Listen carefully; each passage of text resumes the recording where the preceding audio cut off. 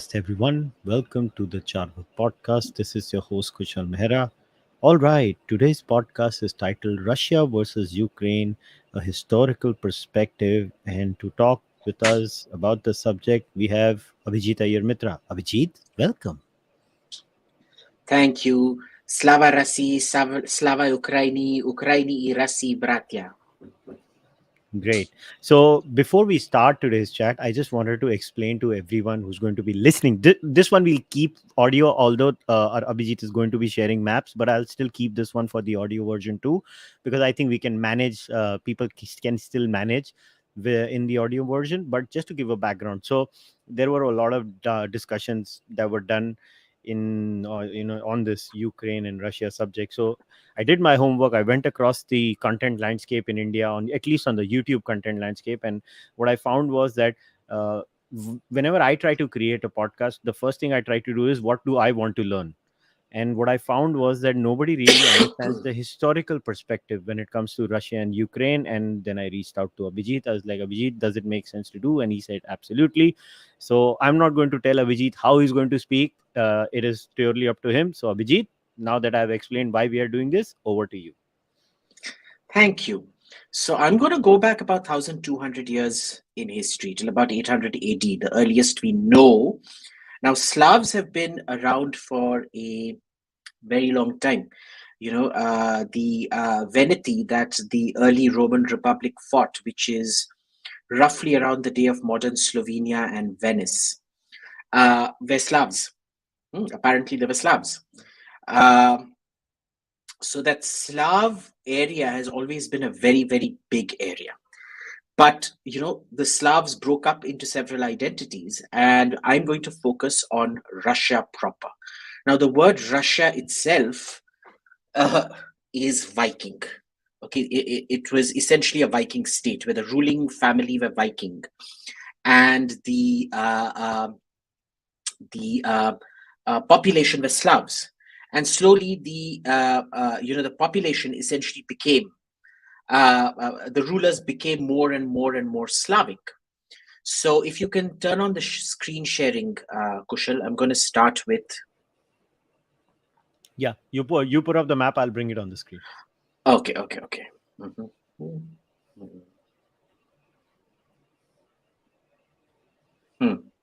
Can you see this? Yes, loud and clear. Okay. Absolutely, it's very clear. Now, this is from the 1200s. 1220 to 1240, just before, almost during the Mongol invasion. So what you see out here is, I want to point out something. This is where in the 800s, imagine for a minute, this is the 800s, right? This is where the Viking high culture was, right?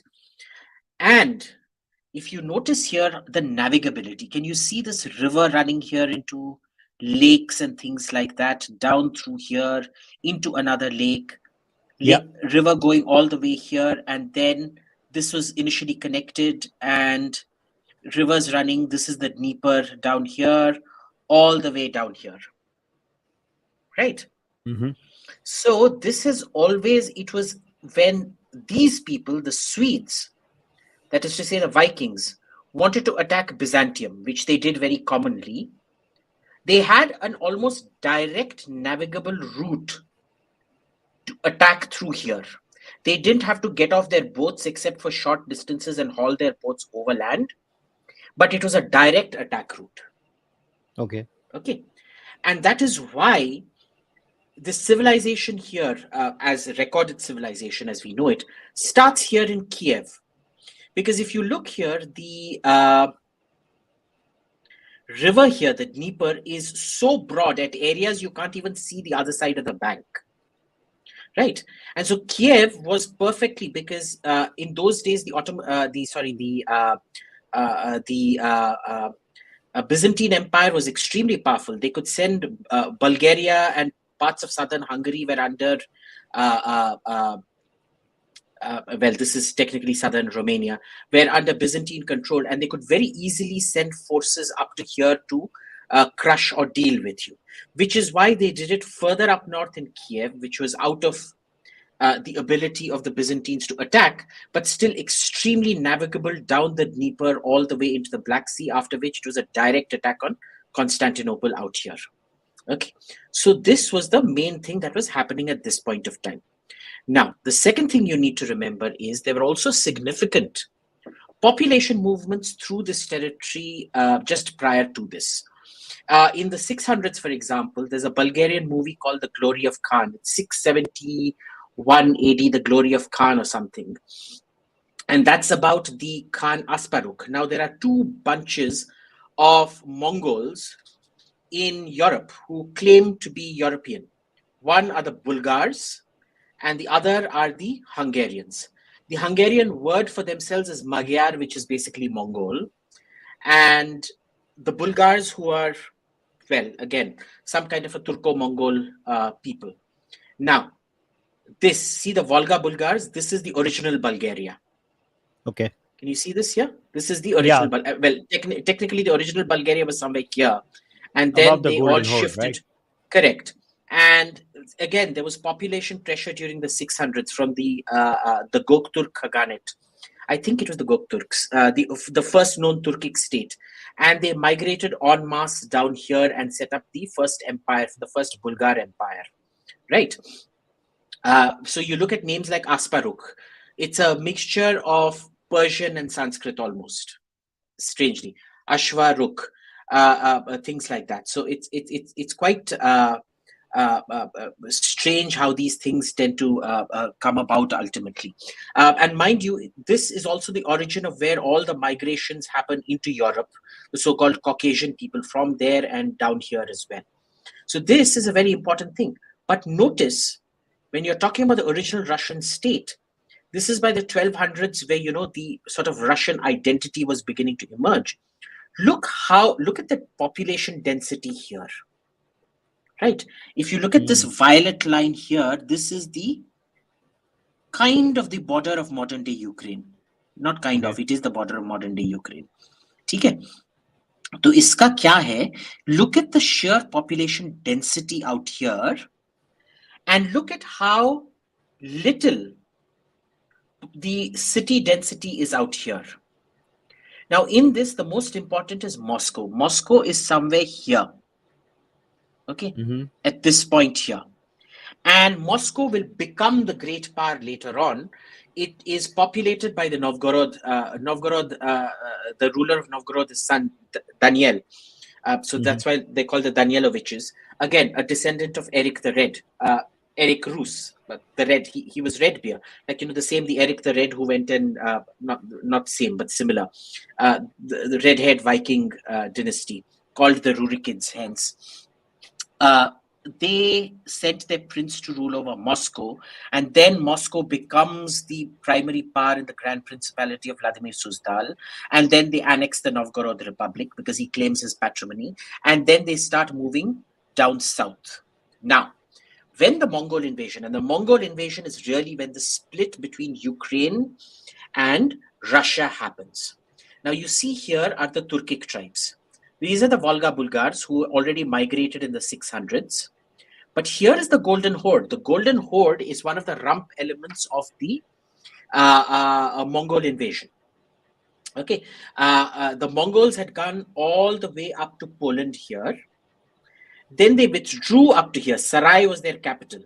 And when the Mongol Empire breaks up about 40, 50 years after the death of Genghis Khan, the Golden Horde is one of those broken up. It's still very large, very powerful. They continue to control this area for about 200 years after. Extremely brutal taxation. Now, the problem with the taxation that happens, this is extremely important for us to remember. Who do you think they tax more? These areas that are barely populated, or these areas that are the most populated? Well, Kushal? The most populated logically should be taxed.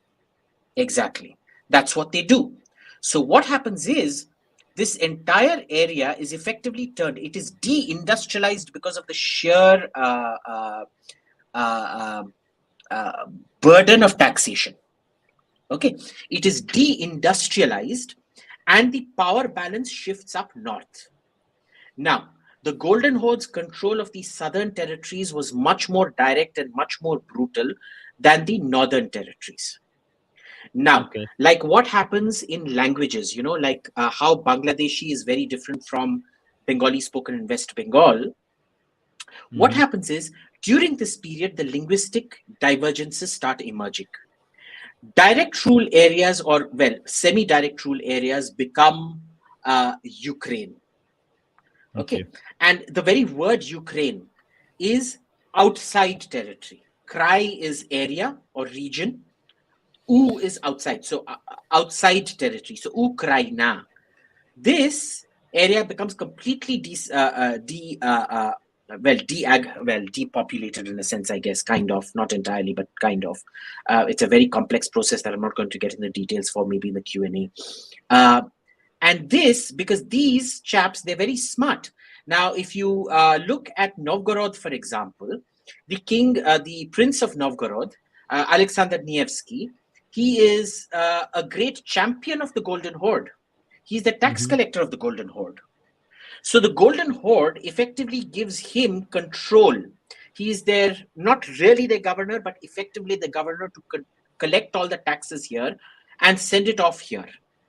And obviously, him being from the north, he also is much more extractive in the south. Okay, so Alexander Nevsky, of course, from the great movie that uska kya picture tha? Eisenstein's movie. And the battle on ice sequence and things like that. That is fought against these people here. The Teutonic Order this becomes Prussia. So here. Now, this splits now. Here you have Russia. Here you end up having Belarus. And here, the most brutally ruled part of the empire becomes Ukraine. Those linguistic differences, they start off as dialects. They end up becoming completely separate languages. So this is the history you need to remember up to here. Now, this is all steppy. Okay, wild steppy. And this is also where the fighting, when the Christians out here are slowly recovering their land from the Golden Horde. By this time, remember, the Golden Horde had become Islamic very, very quickly. And they are now fighting each other slowly they come. But because this is the area best suited for horse warfare, you will find that this becomes kind of like the frontier territory in the fight against both the Golden Horde and the Crimean Khanate, because the Crimean Khanate has split off from the Golden Horde by this time. Abhijit, I just have one question here. So you say that area was largely populated, more, or the other area was partially populated. So, so the reason being, was it resource rich or any of those reasons? It was agriculture rich. Remember, all pre-industrial societies were agrarian. So you can tell how generally population in a pre-industrial period is synonymous with agricultural richness. Here it would start getting too cold. Here it would still be warm. So, Ukraine was the breadbasket of the USSR. Got it. And notice something here. This is all Western Ukraine. Okay, so imagine the population density of this is the Dnieper. Think of the Dnieper here. This is Eastern Ukraine. This is Western Ukraine. So look how rich this area is, and of course parts of Eastern Ukraine as well. Okay, but this is generally how it's split. Now the Ukrainian identity is also explained by the fact that, see, this was the Crimean Khanate. It controlled this area for a much longer period of time before the Russians managed to get to it. So this was always sort of like the battle area in that sense, the borderlands, the most violent part. Now, when Russia finally decides to become an empire, this is 1751. So don't go by this chronologically. I'm just demonstrating a certain flow of thoughts that's happening out here. There's a reason that this area is not just deindustrialized, but becomes a war-fighting hellhole in that sense. And the first Ukrainian state starts emerging here. Okay, it's called the Zaporozhian Sheikh. Okay, it's also called the Cossack Hetmanate. Now, the Cossacks were essentially, think of them as Mongolized Russians. Got it. Okay, that they use these cavalry hit and run tactics. They're extremely cruel, extremely brutal, as nomadic steppe warfare is, and things like that. So basically, this area here, or this area here, is the Zaporozhian Sheikh. ठीक है ना? Now, what happens is, this is actually the actual area that would have been, that swore allegiance to the Russian Tsar in 1654. Right.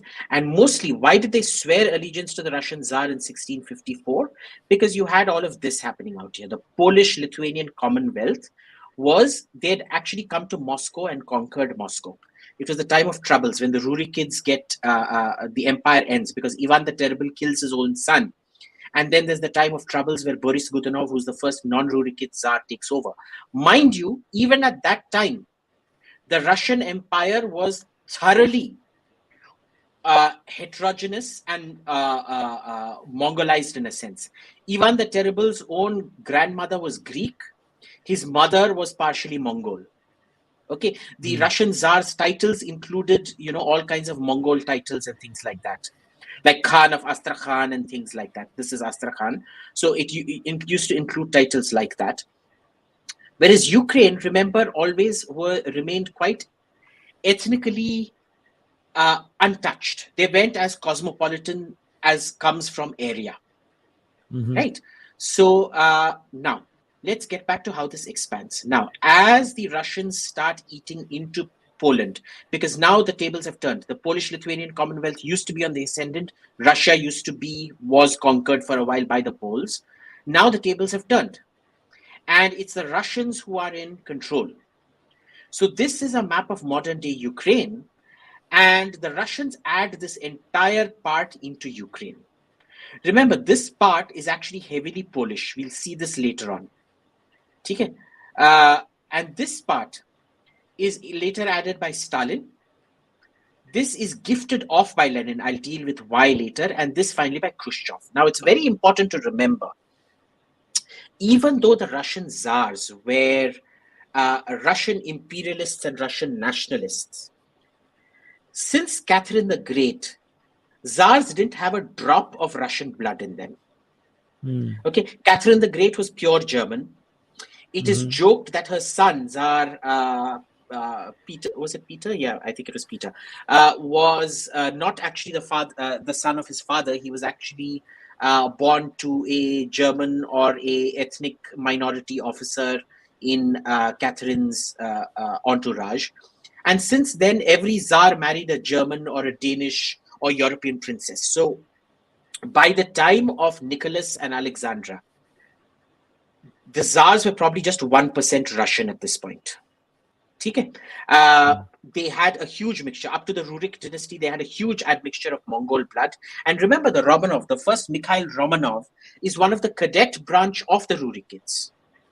So what ends up happening is that you also have Mongol blood, well, even less than Russian blood, but yes, you do have Mongol blood in the Tsars as well.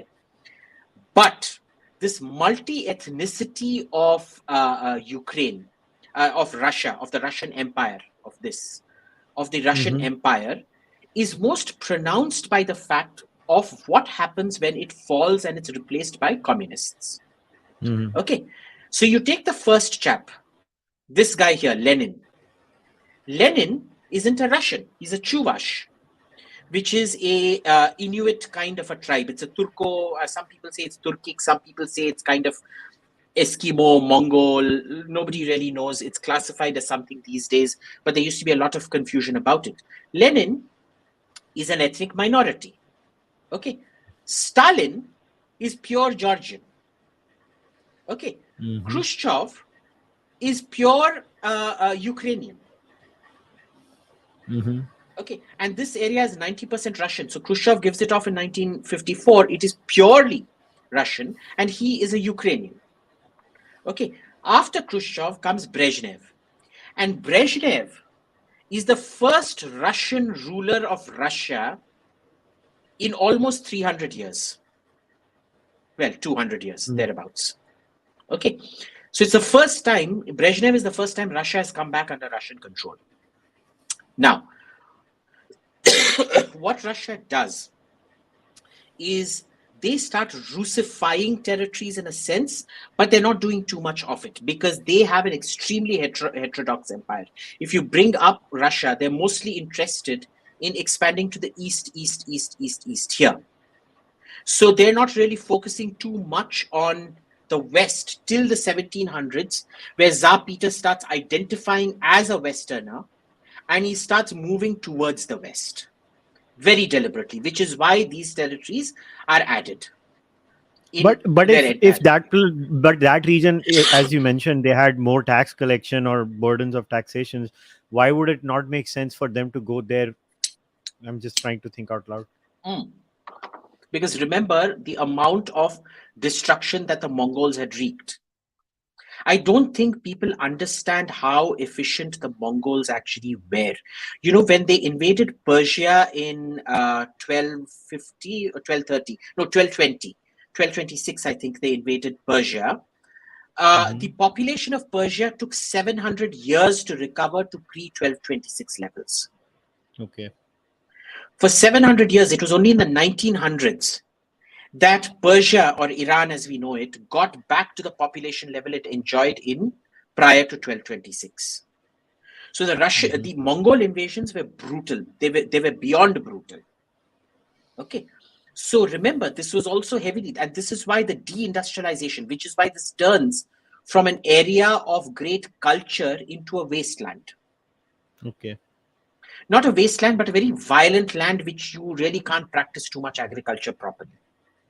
Slowly that starts changing. Once the Russians build it up, once this has been annexed by the late 1600s and early 1700s, it starts re-agriculturalizing and becomes an agricultural heartland.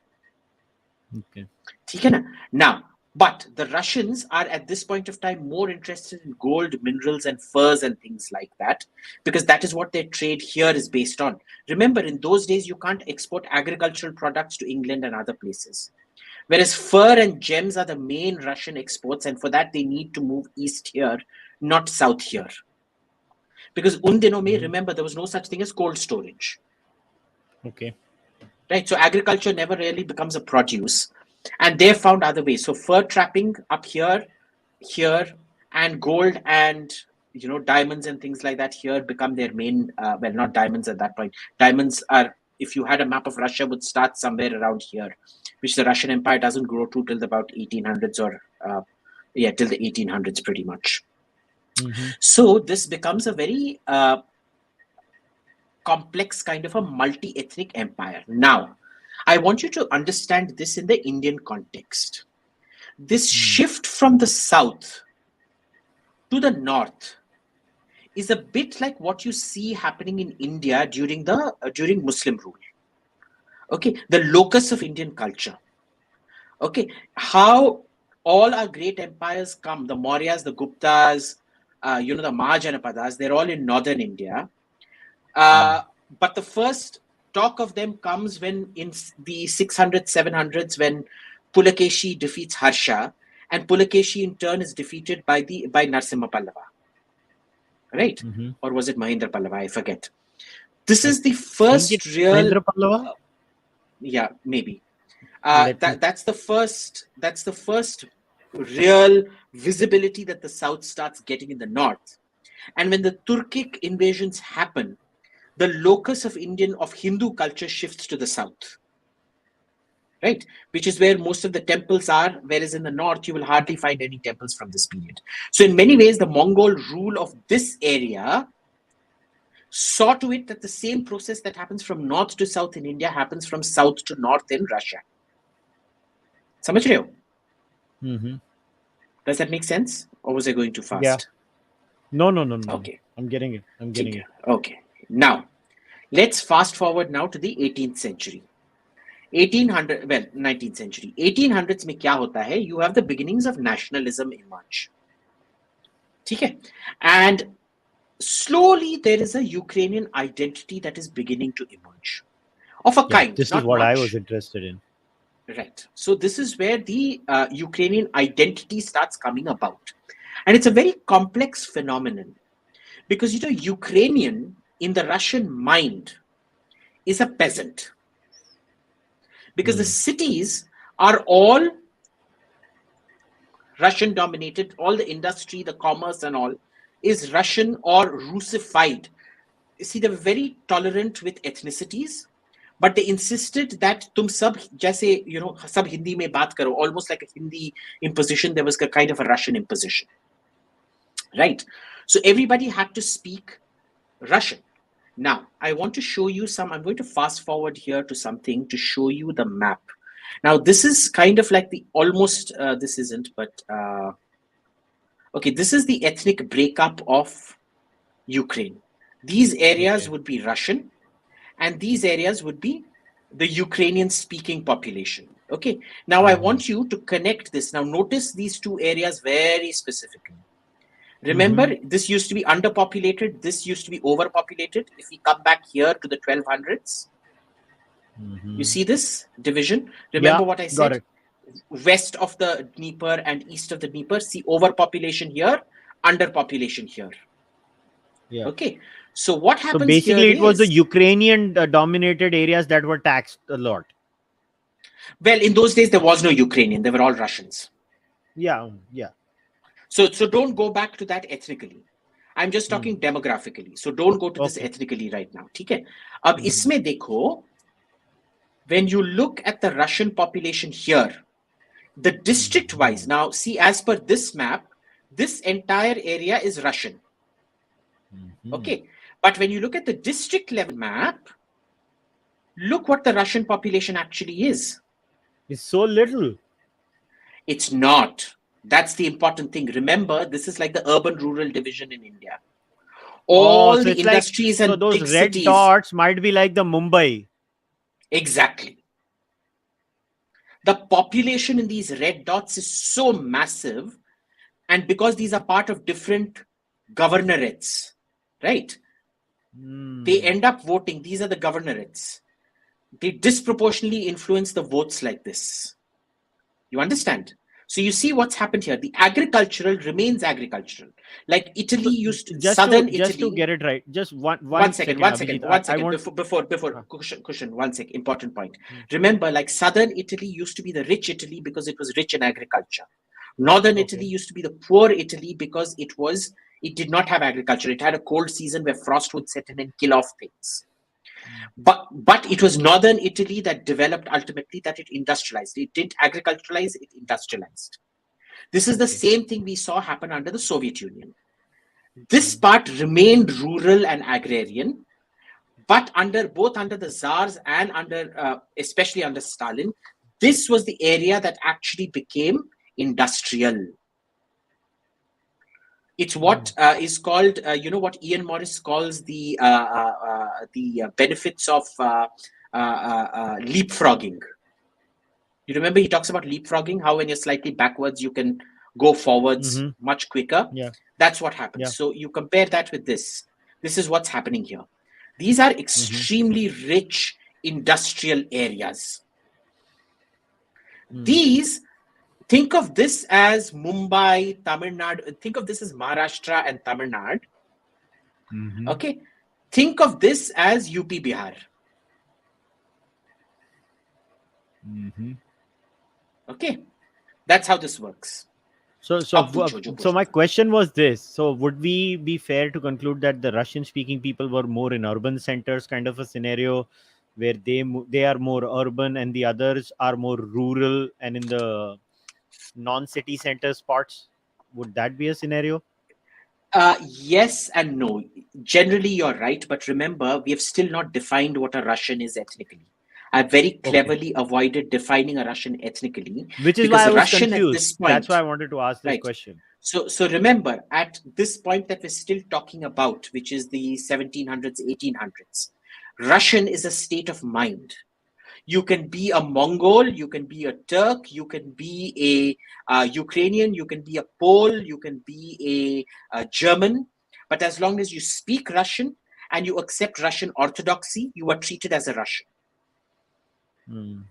Okay. So, for example, I have a very dear friend called Soline von Kaufmann-Turkestansky. Her granddad, her great-great-granddad, was Alexander von Kaufmann. He was an Austrian Jew who migrated to the court of the Tsars, and he, tried to connote pseudo-nobility's name. He converted from Judaism to Russian Orthodoxy. He was immediately promoted in the ranks. He conquered Kazakhstan, Uzbekistan, Turkmenistan for the Tsar. And so, in the naming system, he became General von Kaufmann und zu Turkestan, what would have been in German. He became Turkestansky, ruler of Turkestan. So it wasn't an ethnic definition. Russian was a cultural definition, a religious cultural definition. You follow the Eastern Orthodox Church and you speak Russian. That is why More I brought like up the point the about Hindu the identification. lineage of the Tsars. Exactly. More like a Hindu. Exactly. You can be of ethnic Khmer Mon stock, as they are in the Northeast. You can be of Dravidian stock, whatever you want to call it, or Indo-European stock, or Jat stock, or Persian stock, or whatever. But as long as you accept the Vedic gods and accept the Vedas and the gods here, you are Indian or you are Hindu. Okay. So this is the same thing. So, for example, I think you were telling me that, when we started absorbing all these little shamanistic religions within India, the shamans were automatically made Brahmins. Right. So it was a very cultural process. It wasn't a racial process. Remember, nationality and race as we know it is a very late 18th, early 19th century construct. Okay. Except in some cases. I mean, there are few notable exceptions, but not much. To such an extent that, remember, Pushkin, the greatest of all Russian authors, was a black man. Okay. That's fascinating. He was a black man. His grandfather was the Abyssinian, the Ethiopian guard, personal bodyguard of Peter the Great. Peter the Great adopted him as his own son. And Pushkin entered the ranks of Russian nobility. Okay, so very, very important stuff. So Mongols, even black people were being integrated into Russian society at this point of time.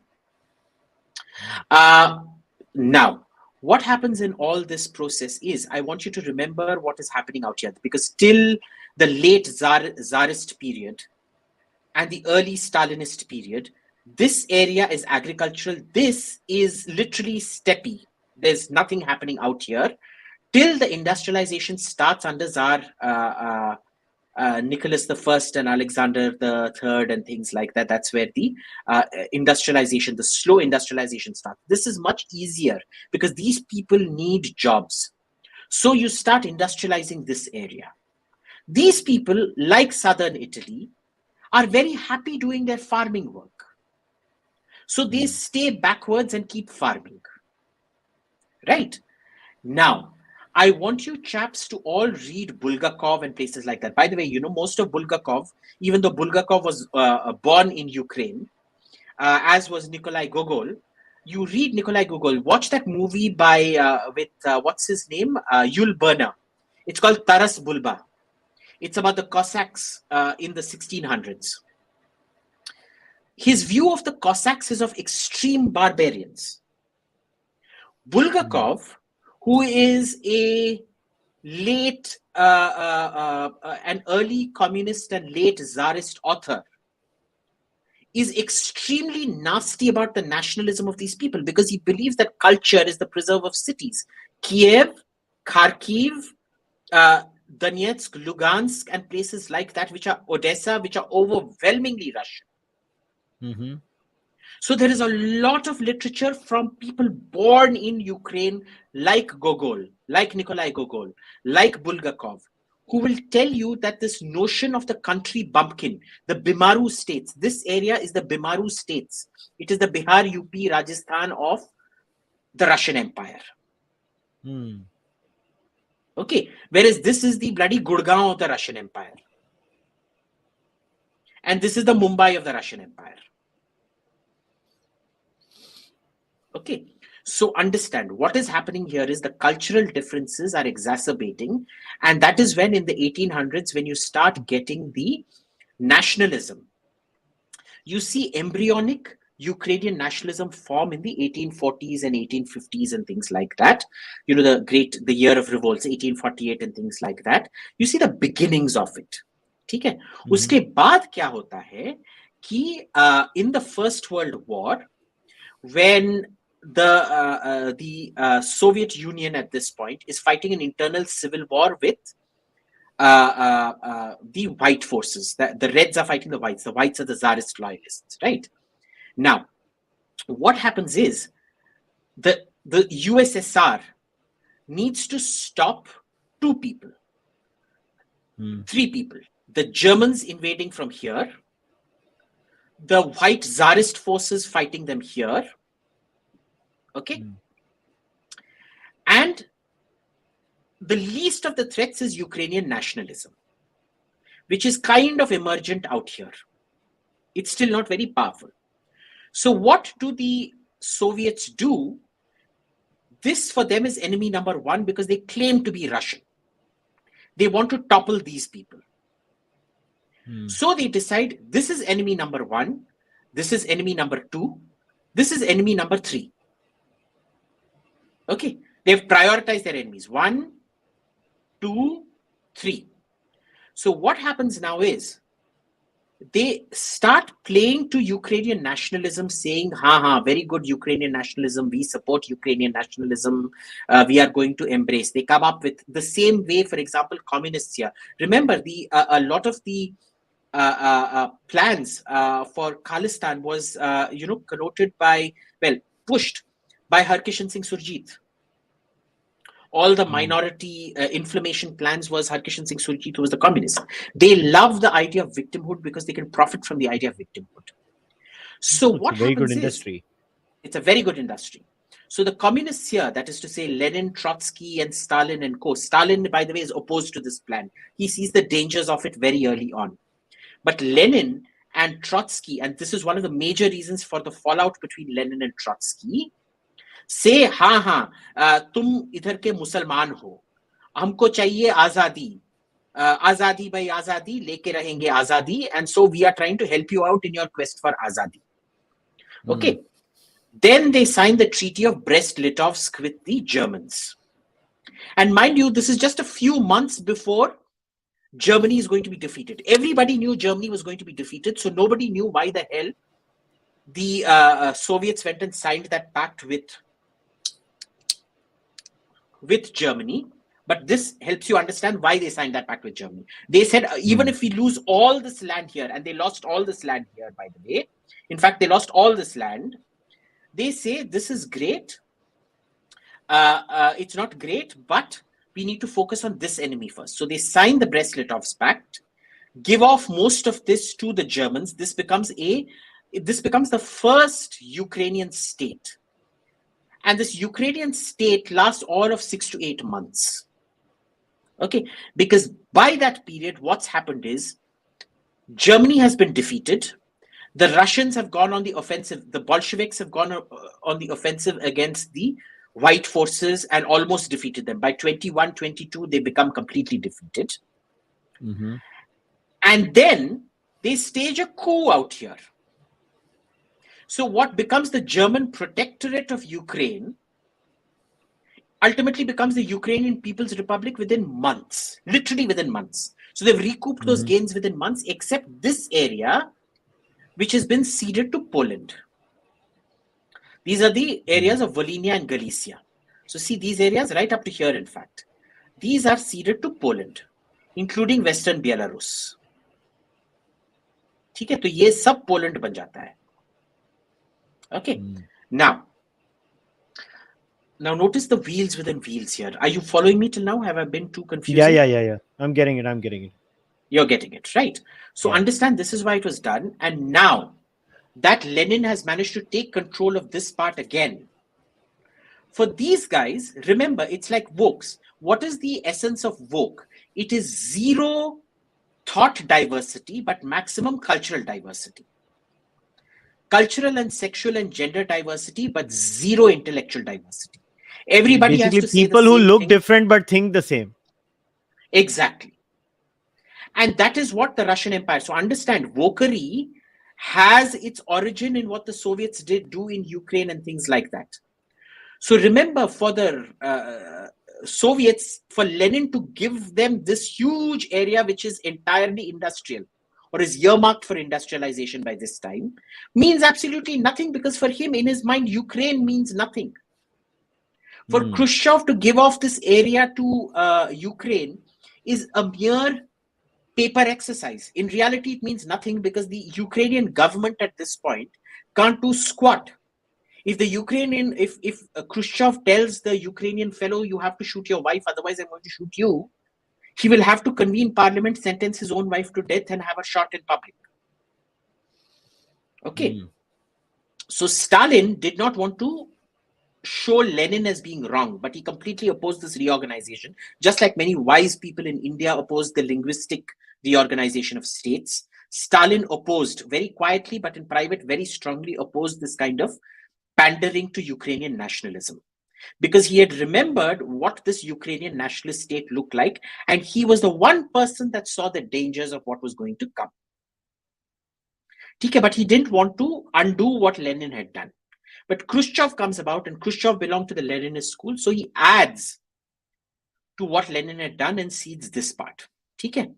Now, this is what you need to know happens in the USSR. I've covered all the major themes, which is the ethnic split, the industrialization of the West, the complete agricultural country bumpkins, the Bimaru states of the East, industrialization of the East, and the Bimaru states of the West of Western Ukraine, and the why this area is this area, because these are all rural. They're like Indians today. In villages, you will not marry outside your own community. Yeah. In cities, heterogenization happens. So here, endogamy. Here you have heterogamy. You marry, here in cities in Mumbai and Delhi, caste doesn't matter. Where you're from doesn't matter. Your gotra kind of matters, but not really anymore. Right? So remember, this is an extremely backward area. And it continues to be backward under the Soviets, because under the Soviets, this is the area that wants to industrialize. These chaps are fundamentally uninterested in industrialization. But because they are rural, they also suffer the most from Stalin's famines, because they are agricultural. So that collectivization hits this area the hardest.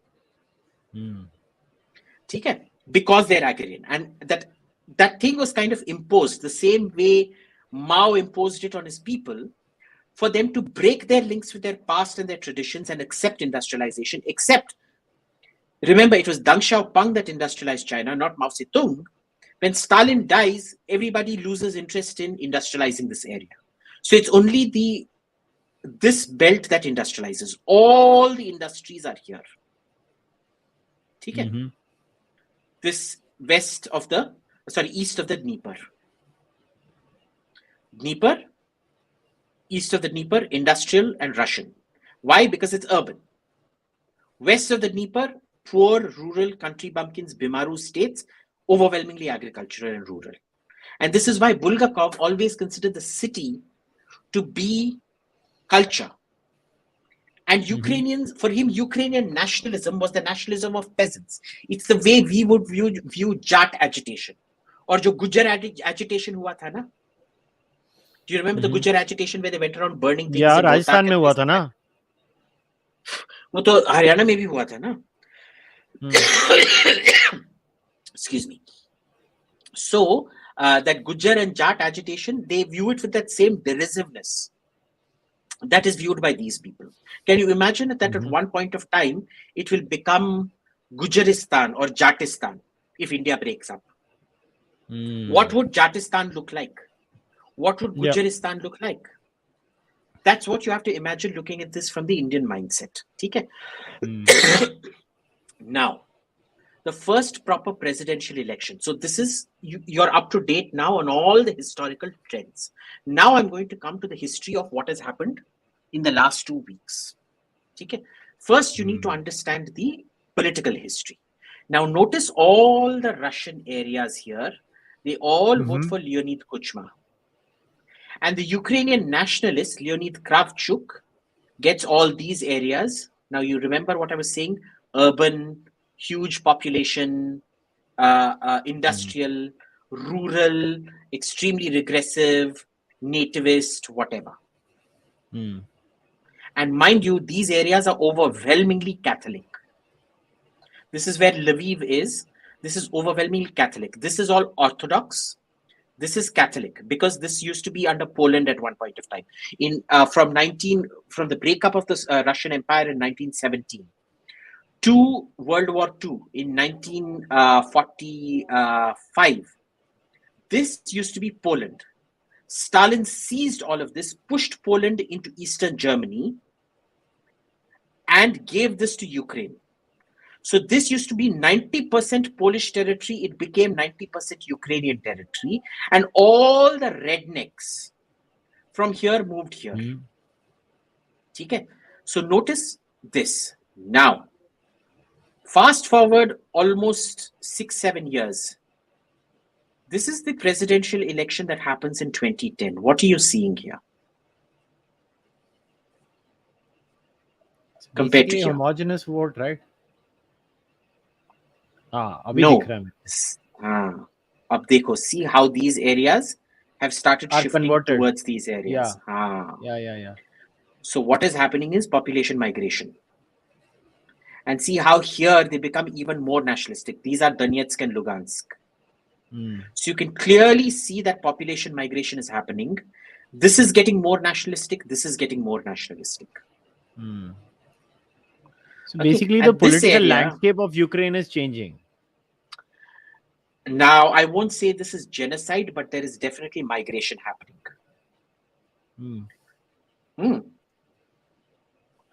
There is an actual population change happening out here. Right? Now, you come to this now. This is an important map that... Now see how the ethno-linguistics of this are split.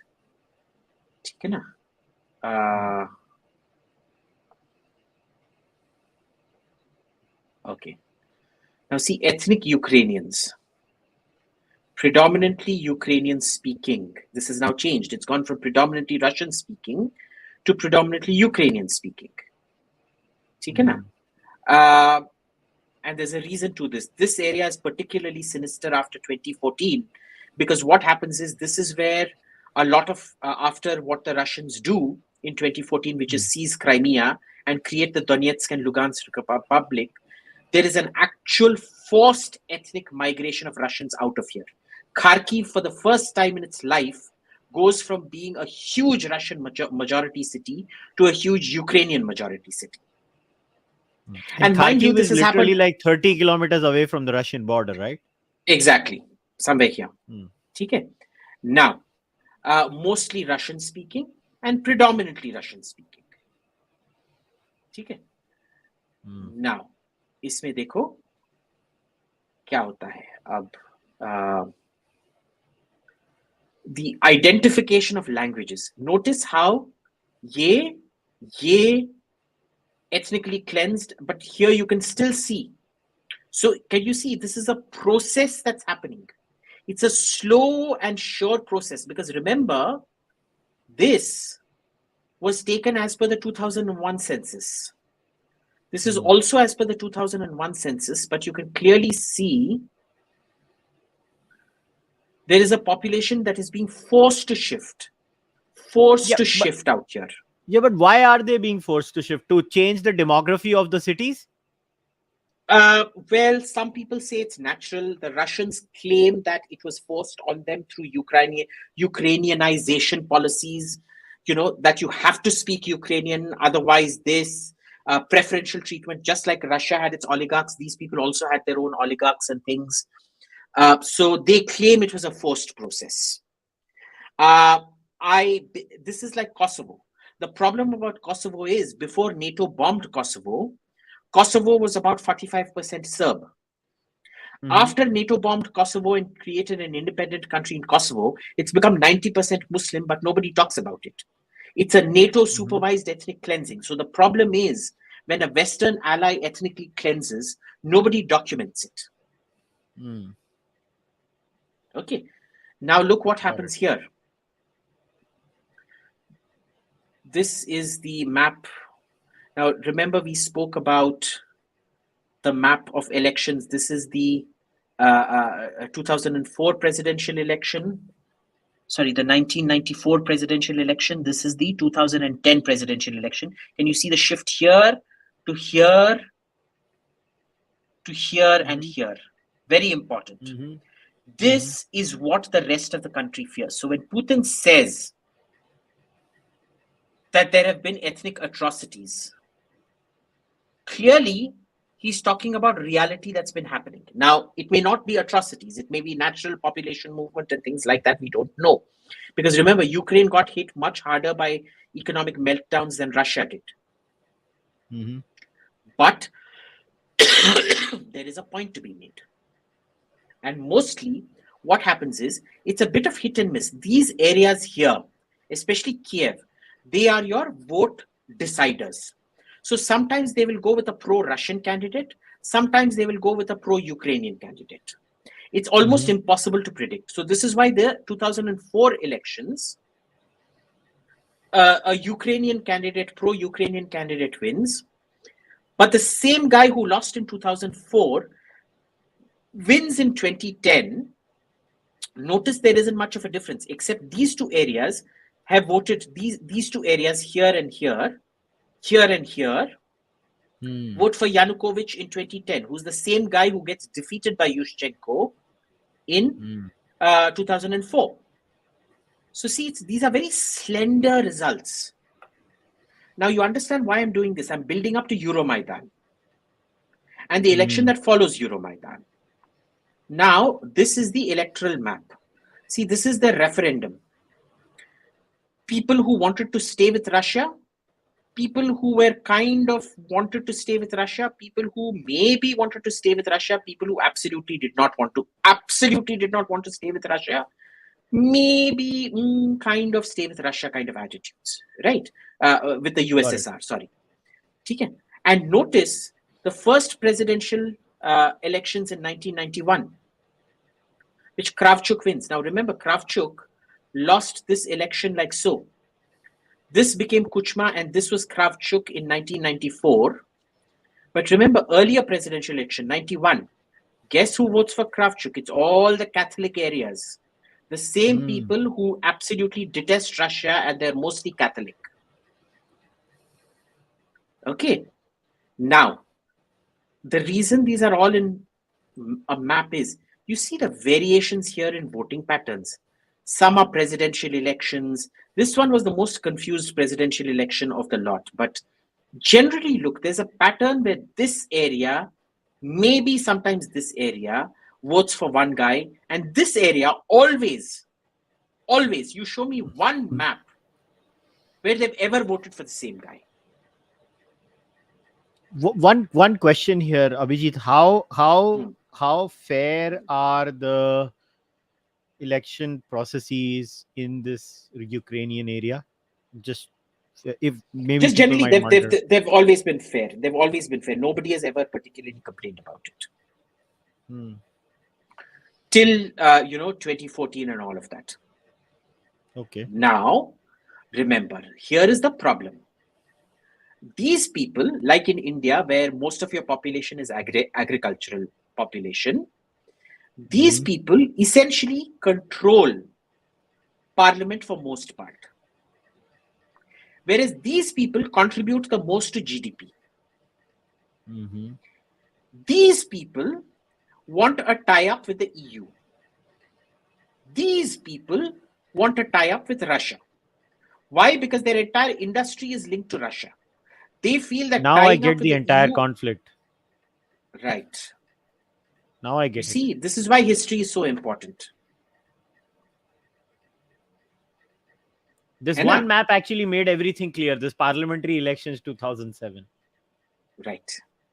But it's also almost the same in parliamentary elections 2012. Right. So you notice it's a pattern. It's a consistent pattern. The historical differences were for a reason. This is UP Bihar. Okay, this is your Mumbai, this thing. It's like, the Muslims in Mumbai, the Bohris and things, they want nothing to do with Pakistan. Okay, but your UP wala Deobandis want to join Pakistan. Got it. Right? क्योंकि वो बीमारू state से हैं, ये लोग industrial state से हैं. So there are all these problems that keep coming in, and this is where you understand.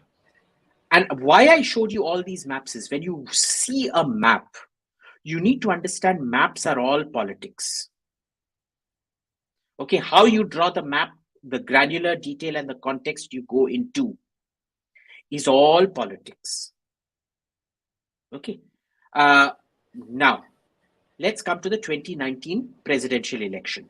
This is the first election that happens. Now, okay, now quick history. What happens is these points want a trade deal with Europe. These guys don't want it. They want a trade deal with Russia because as it is, they feel that they have been kicked out of these areas. If the trade deal goes through, this area will become bankrupt and deindustrialized. This area will industrialize. This will become agricultural.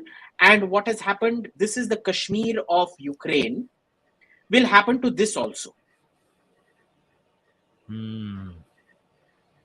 Okay. Now, what happens is the president at that point of time, Yanukovych, because this is the most electorally significant part, is negotiating with the EU. Russia tells him, this is a red line, don't cross it. Instead, we're offering you a trade deal. So Yanukovych says, I am not going to sign the deal with the EU. I am going to instead sign a deal with Russia. That is his right. That is his presidential power. But that then becomes the Euromaidan, so-called Euromaidan revolution, which is entirely a coup.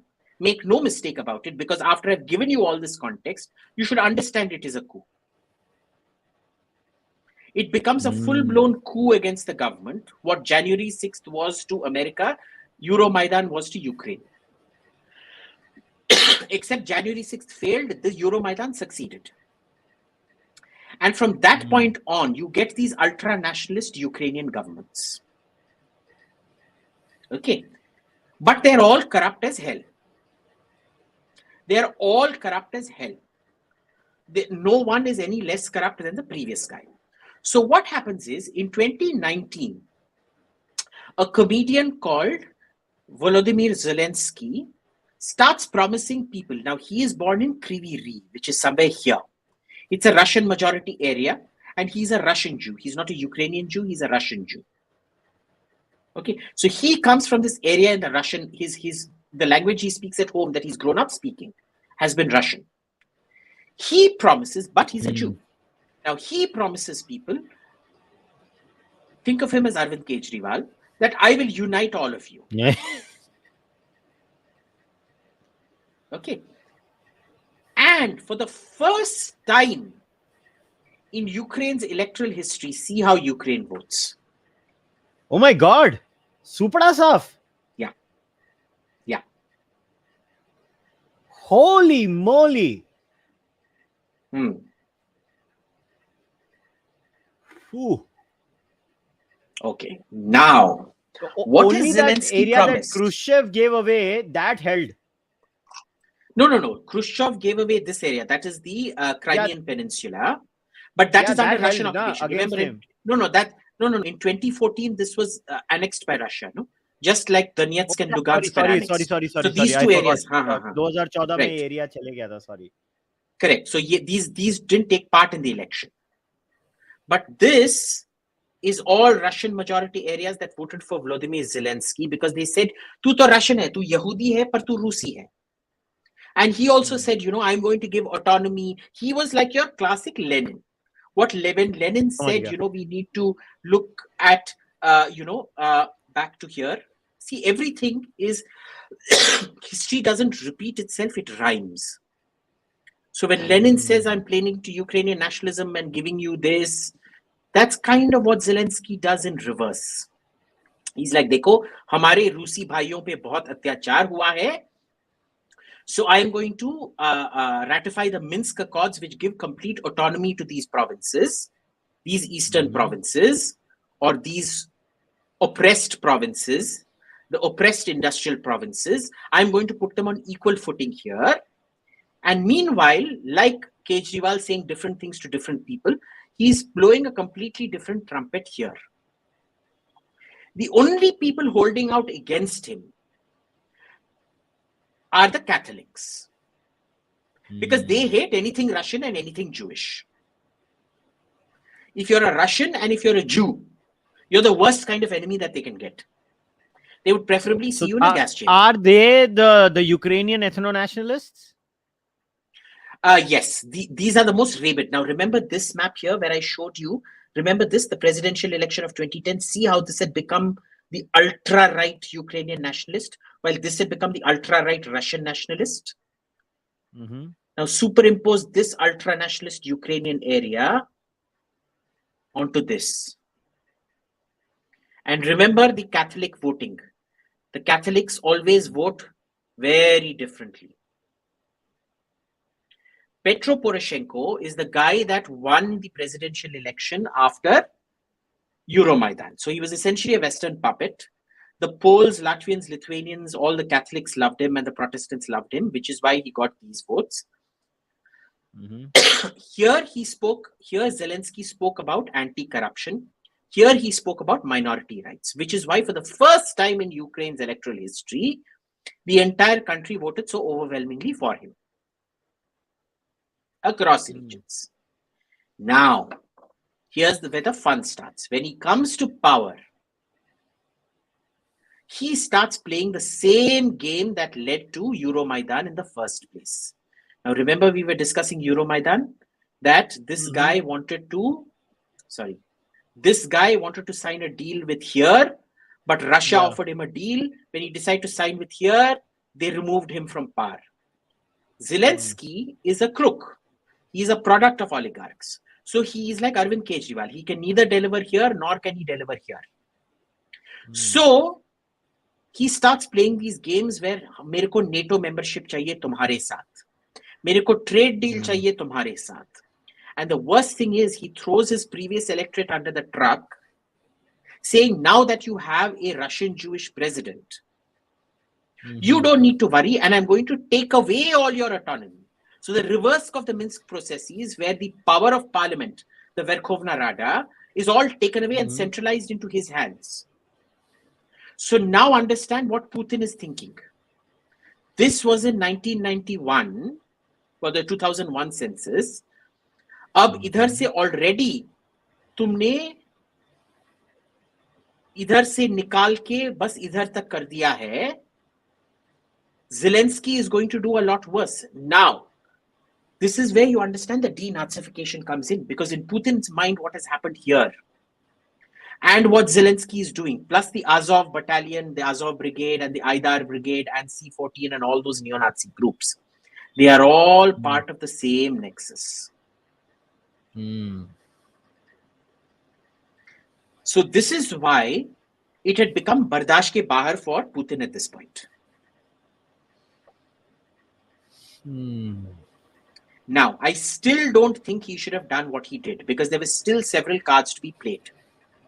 The problem was that the parliament, his primary tool for preventing Ukrainian EU membership and Ukrainian NATO membership, was parliament. The more and more, it now turns out that Zelensky signed his own death warrant when he decided to go back on the Minsk agreement, giving these places autonomy, and decide to centralize powers onto himself from the Verkhovna Rada. समझ में आ रहा है अब तक? Yeah, so Abhi, just to summarize, मेरे को थोड़ा लोग because this is a lot of information for people. So what I'm trying to understand and put it in perspective is there is a ethno-linguistic diversity inside these societies. Ethno-linguistic is the right word. It is ethno-linguistic. It is not just linguistic, which is quite clear. Correct. So because of this ethno-linguistic diversity, there are certain urban centers and prosperous centers, or semi-urban and urban, vis-a-vis, let's say, rural underdeveloped centers. Now, one side of Ukrainian society thinks X and one side thinks Y. One wants to join Europe, one wants to stay loyal to Russia. And I kind of feel like a situation, I'm not saying it is an exact parallel, I'm just using this small micro analogy where कई बार श्रीलंका की एक government China पसंद करती है, एक government India पसंद करती है, काइंड ऑफ अ सिनेरियो, और एक इसको गिराता है, एक इसको गिराता है, उसमें मर रहे यूक्रेन के लोग हैं, और जो पॉलिटिशियंस होते हैं, they are just puppets of one regime or the other. Exactly. So that's what it is, right? If I've That's understood exactly what it is. Exactly right. Now, where does this Nazi thing come from? See this guy, his name is Stepan Bandera. Share the screen again. Yeah. Okay. All right. He was an SS officer. So you remember where I showed you the map of that? Thode der ke liye, you can remove this now. You can remove the screen share. Yeah. Where the short, that 6 to 8 month long Ukrainian state was formed. Stepan Bandera comes from the west of the country, Catholic, wants to ye jo rural जैसे Jat pride, Gujjar pride की तरह Ukrainian nationalism that they want to bring. Have you seen those? You don't live in Delhi, so you don't see these labels. After whiskey, Jat is risky. Things like that, Jat pride and things like that. हाँ, उधर तो नहीं मिलेगा ना तेरे को. But Jat Gujjar pride. Maharashtra we see Maratha pride or stuff like that. हाँ, Maratha pride, or Tamil Nadu you'd see Tamil pride. हाँ. So this guy is a murderous bloody Nazi. Now, what the amazing thing about these Nazis, Ukrainian Nazi, is they actually get a lot of support from Israeli Jews.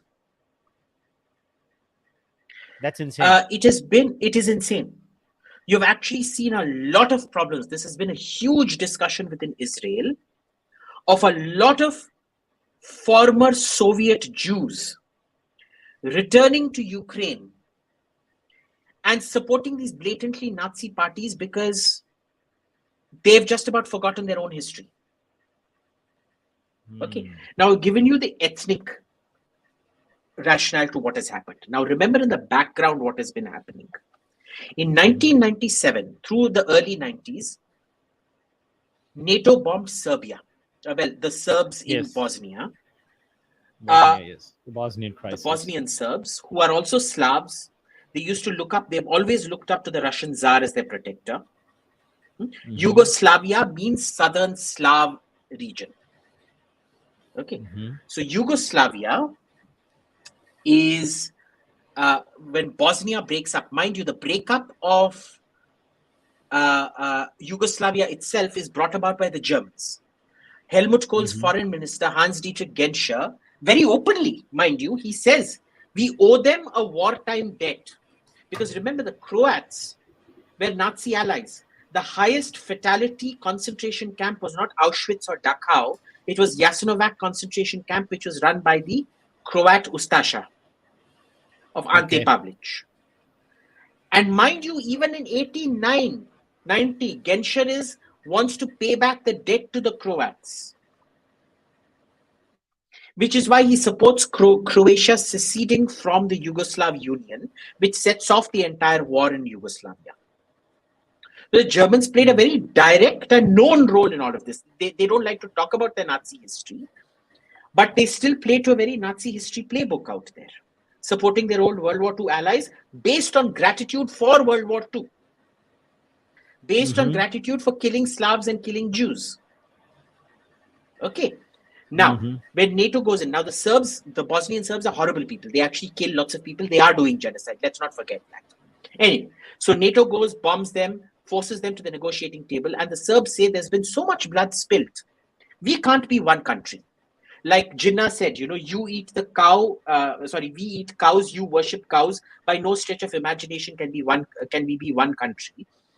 Essentially, what the Bosnians are saying, we have killed you, and you hate us, and by no stretch of imagination can we be one country. NATO says, no, you will be one country, you're forcing it down your throat. But when the same thing happens in Kosovo, but remember, Kosovo is very cleverly sparked. the KLA, the Kosovo Liberation Army, is a terrorist organization. They go on carrying out terror attacks against Serbian police and Serbian army. And the Serbian army get provoked and they retaliate disproportionately, which is when NATO decides to start intervening. And when NATO intervenes, the Serbs go berserk and they start pushing all Kosovars who are Muslims out.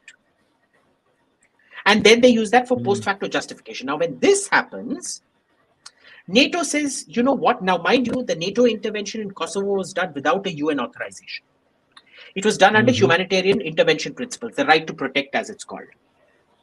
Now, the problem is the right to protect allows you to go in and protect that country. It doesn't negate the territorial integrity and sovereignty of that country. But what NATO does is they create a completely new state called Kosovo, which is totally illegal, and make a new country out of it. Kosovo is still not a member of the UN because the Russians will not allow it to come into the UN. So understand, by 1997, everything that Russia is doing to Ukraine has already been by NATO to another Slavic country called Serbia. I was just about to say that. This is number one. But in 2001, Vladimir Putin becomes president. In 2001, he's still very keen on joining NATO. He's kind of forgiven. He says, you know, Yeltsin was a doddering alcoholic. He couldn't deal with this. Maybe I'm different. I can deal with this. Let me try. What's the harm? So, you know, when Latvia, Lithuania, Estonia want to join NATO, he's like, bhai, teri marzi, tere ko jahan join karna hai, join karni. You join wherever you want to join. When Ukraine says it wants to join, he's like, sure, you want to join, go ahead and join, not my problem. You're an independent state. This is your right. When he goes and asks Bill Clinton, Billy boy, I want to join, Billy outright rejects it. Do you know why? Yeah, but I was just going to say, why would that man say no at that point of time? Yeah, think about it. Because Germany, France, and Britain each have populations of between 60 to 80 million. Okay. We are still not able to unify NATO, European defense, and things like that. Russia, with 160 million people, at that point 160, now I think it's 140 million people joining, completely destabilizes America's monopoly over NATO. So they want everybody, but they do not want Russia. Especially when Russia has such a strong, powerful industry. If it gets integrated with the EU, all its oil resources and mineral resources become EU resources. If it joins NATO, the entire Russian military-industrial complex becomes a European military-industrial complex. It destroys American supremacy within NATO, or at least undermines it very significantly. That is something America doesn't want. So America is not that pure and pious, eh? Now remember, there is more. When the Soviet Union collapses, the Russians import these two idiots from America. They are Russian-American Jews who are corrupt and incompetent as hell. Whatever they touch turns to shit. But the Russians didn't know that at that point because they were going by, "Arey, ye to Harvard ke professor hai, sab kuch jaan jayenge." ठीक है ना? The same way, you know, the same Harvard that is, I guess, why Nidhi Razdan felt entitled to a Harvard professorship. So she fits in right there with these two guys. So what are these clowns called? Andrei Schliefer and Jeffrey Sachs. And between Jeffrey Sachs and Andrei Schliefer, they destroy the Russian economy. They also do insider trading and profit very significantly from the destruction of the Russian economy, which they put into the hands of Russian oligarchs who are almost 60 to 70% Jewish. Incidentally, 70% the man... Jewish? Yeah.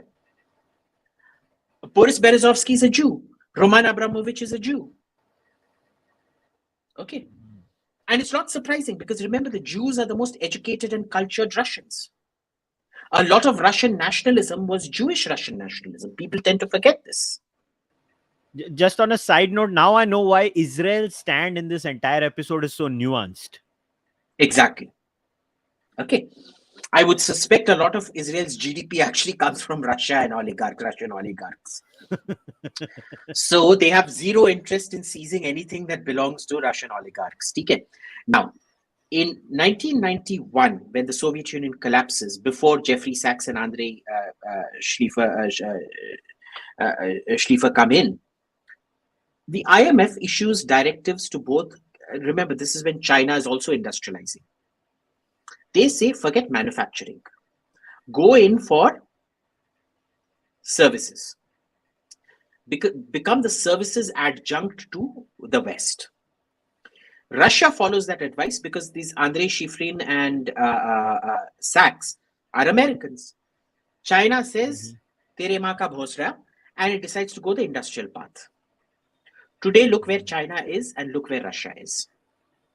This is why when people like Raghuram Rajan, who claim to be of Indian descent, or that other clown, usse pehle kaun tha? Arvind Subramaniam, all these American Indian economists come and tell you, ye karo, wo karo, hum sab kuch jante hain, hum Harvard ke hain. My answer to them always is, okay, don't trust those bastards. If you ever trust those bastards, remember these two names, Jeffrey Sachs, both of Russian Jewish extraction, and Andrei Schliefer. Just remember that. Now, one of the biggest beneficiaries of this wholesale crony capitalism sale to these private screwballs is a Jew called Boris Berezovsky. Boris Berezovsky is a rapist. He is known to have raped. He prefers young underage girls. But when Putin comes, Putin gets rid of all the old oligarchs, but because of the nature of the Russian economy, he can't reform it. He creates a new set of oligarchs who are under him, who are, curiously enough, 90% of them are also Jews or Ukrainians. Okay, only 10% of them are Russians, and usme se bhi the biggest of the lot is a Uzbek Muslim called Alisher Usmanov. So remember how we were talking about Russia being ethnically extraordinarily diverse. Russianism is a state of mind. It's for Ukrainian is an ethno-nationalist concept. For Russia, even to this day, Holy Mother Russia is a state of mind. You don't even, long gone is the requirement for you to be an Orthodox Russian. You just have to speak Russian and be Russian in spirit. Okay. So there is still this heterogeneity within Russia.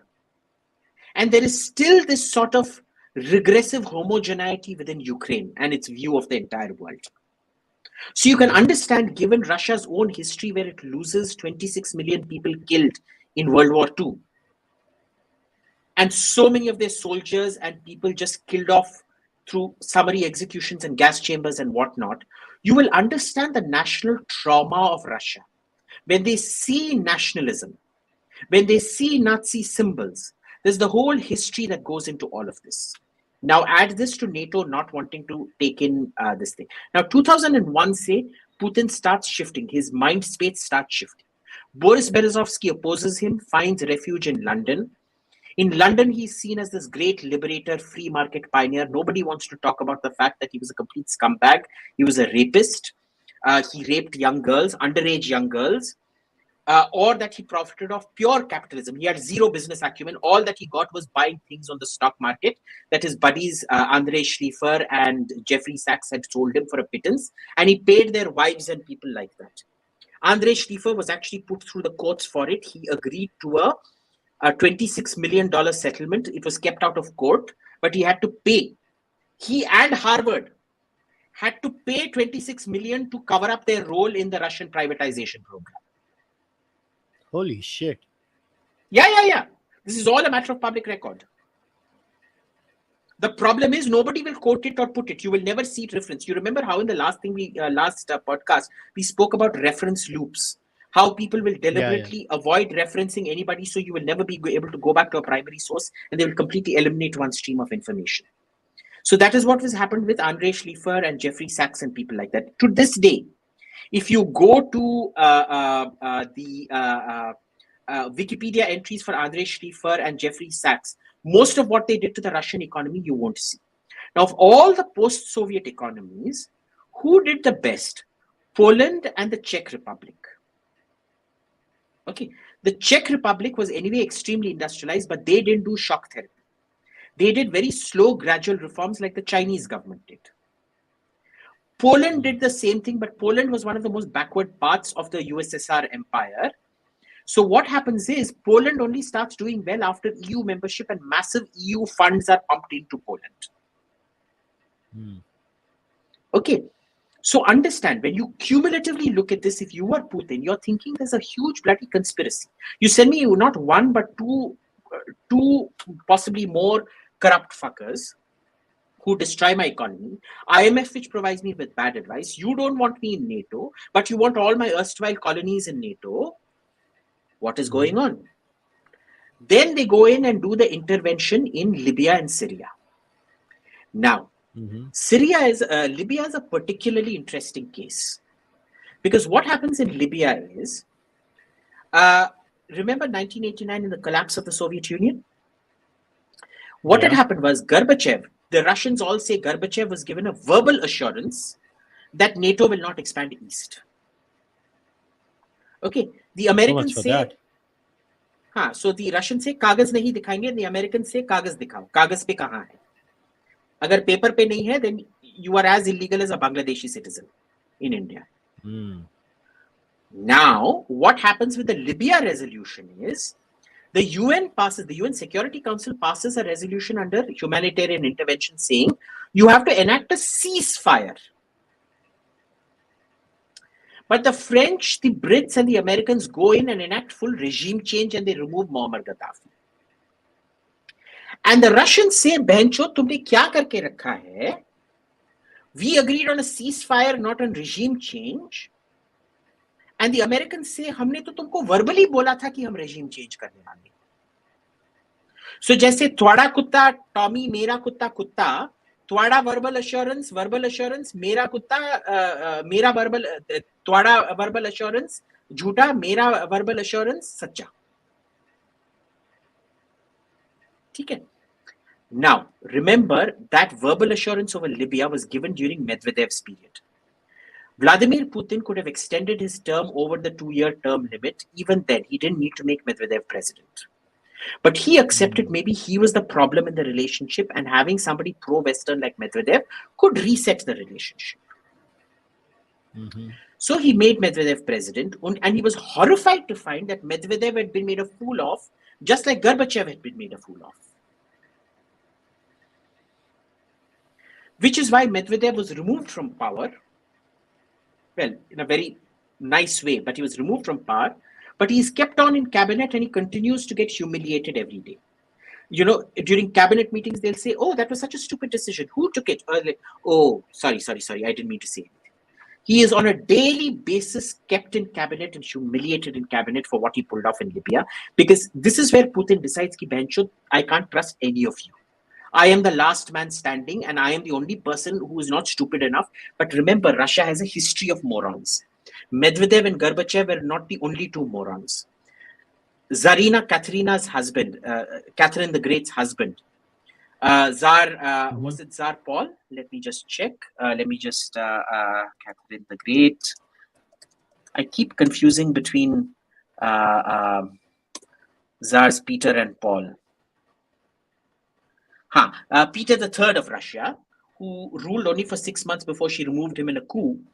Now imagine this woman, German princess, who is more Russian than her half Russian husband. She's like, "Tu kya hai is desh ko chalane wala? Main chala ke dikhaungi." Chai se ketli garam. And to this day, nobody see Alexandra, who was Tsar Nicholas's wife, who got killed by the Soviets. That's when the Russian Revolution happens.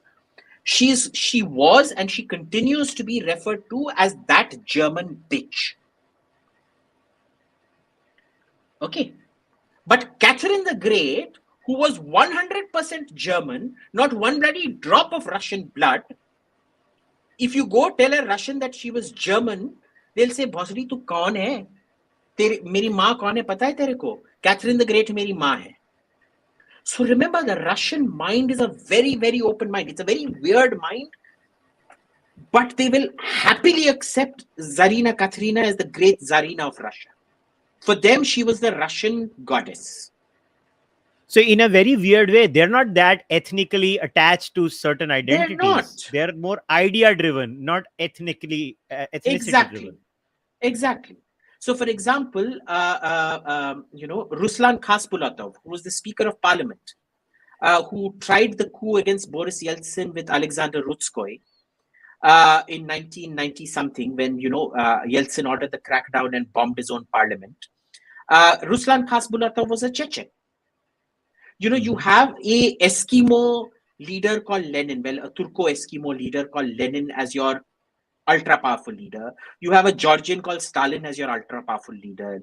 You have Khrushchev, a Ukrainian, as your ultra-powerful leader. किस दृष्टिकोण से तुम Russian nationalism को ethnocentric बोल रहे हो? Right. In fact, so in this case, Razib's piece can also back up your thing, right? Because Razib shows it even from a genetic perspective, right? From the population. Razib shows it from a genetic perspective, which shows you that the Ukrainians are all endogamous, inbred shits, whereas the Russians are they like to marry anyone they come across. Russians, they believe in that old adage, cover the face and fire at the base. They literally do that. Okay. That is too much information. I'm sorry to say that. No, but that's the way they think. Okay. So there's a very famous story under Tsarina Anna, who was the Tsarina about, so before Tsarina Katerina was Tsarina Elisaveta, and before Tsarina Elisaveta was Tsarina Anna, Anna Lopukina. She was a really nasty Tsarina, and she hated this one noble. So she got him married off to a Mongol Buddhist bride, one of her nobles. Who was noted for her ugliness. It turned out that the Russian noble and the Tsarina, and she made them spend their night in an igloo, in a palace built of ice, deliberately to humiliate them. It turned out that the Russian prince and the Mongol bride, they got along really well, and their marriage lasted for very long. But Tsarina Anna died the next month. So there's lots of stories that you'll come across in Russia of this sort of ethnic mingling and things like that. But anyway, back to the narrative. So Libya happens. So anyway, so what I was talking about, Catherine the Great. Catherine the Great ka husband, Tsar Peter III, under his mother, Empress Elisaveta, the Russian army has crushed the Germans. They are literally on the outskirts of Berlin. What is happening to Kiev today, they've done to Berlin. They've surrounded Berlin in the mid-1700s. And they're about to enter and kill this famous German emperor called Frederick the Great, who is called a great military genius. He was a complete duffer, but anyway, they know him as a great military genius. But they've surrounded him and about to kill him. Now, Peter III, German prince, who becomes the Tsar of Russia, is so smitten by Frederick the Great. Peter III is also allegedly a homosexual, apparently. Nobody really knows, but there are beliefs that his love of Frederick was this, what young boys do when they look at the famous, whoever their favorite actress or whatever is. He had that kind of a, penthouse or Playboy, khol ke kya karte hain young boys. So apparently Peter III used to do that with Frederick the Great. These are all stories that Catherine's propaganda spread, so we don't really know. But anyway, but it was important that Catherine spread that propaganda. He literally gives back the millions of square kilometers of territory that Russia has seized under Tsarina Elisaveta back to Frederick, makes him king again, and he jointly attacks his old ally Denmark, who was fighting against Frederick the Great with Russia. He decides to let Frederick attack them and annex their land. ऐसे पागल तुमने देखा है? This is why within thinking, मतलब एक होता है अपने पैर पे कुल्हाड़ी मारना, एक होता है कुल्हाड़ी को ढूंढना और जाके उसके ऊपर जंप मारना फिर. Yeah. So this is why Catherine staged the coup and killed her own husband, because the Russians were incensed. They're like, who the hell is this nut job? And this is why Catherine played the Russian card. मैं German हूँ, पर मैं तुमसे भी ज़्यादा Russian हूँ. Right? Her son Paul is reputedly not the son of Peter III. She keeps dropping hints throughout her rule कि इसका बाप मेरा पति नहीं था, पता है तेरे को? Wink, wink, wink. So Paul completely grows up with this complex कि मेरा बाप actually मेरा बाप नहीं था, मैं किसी और का bastard हूं. So when he comes to power, he does two things. One is he reverts to this great German philia of his father, of his alleged father. The second is he bans women from ever inheriting the throne. Mm-hmm. And by this time, in the short period of 150 years, Russia has already had 4 female tsars. Females have ruled on the Russian throne longer than men have up to this point. That's fascinating. And ruled with absolute power. They were complete Tsarinas in their own right. Okay. So there was Tsarina Elizabetha I, then Tsarina Anna, then Tsarina Elizabetha II. So Russia also had Elizabeth I and Elizabeth II, and Tsarina Katrina the Great. Okay. So imagine he does these two things, and again, all those Russian ki bhai tera ethnicity kya hai mere ko interest nahi hai. If you betray Russian national interest, we're going to kill you. They kill him. His own son, Tsar Alexander Pavlovich, kills him, or rather has him killed.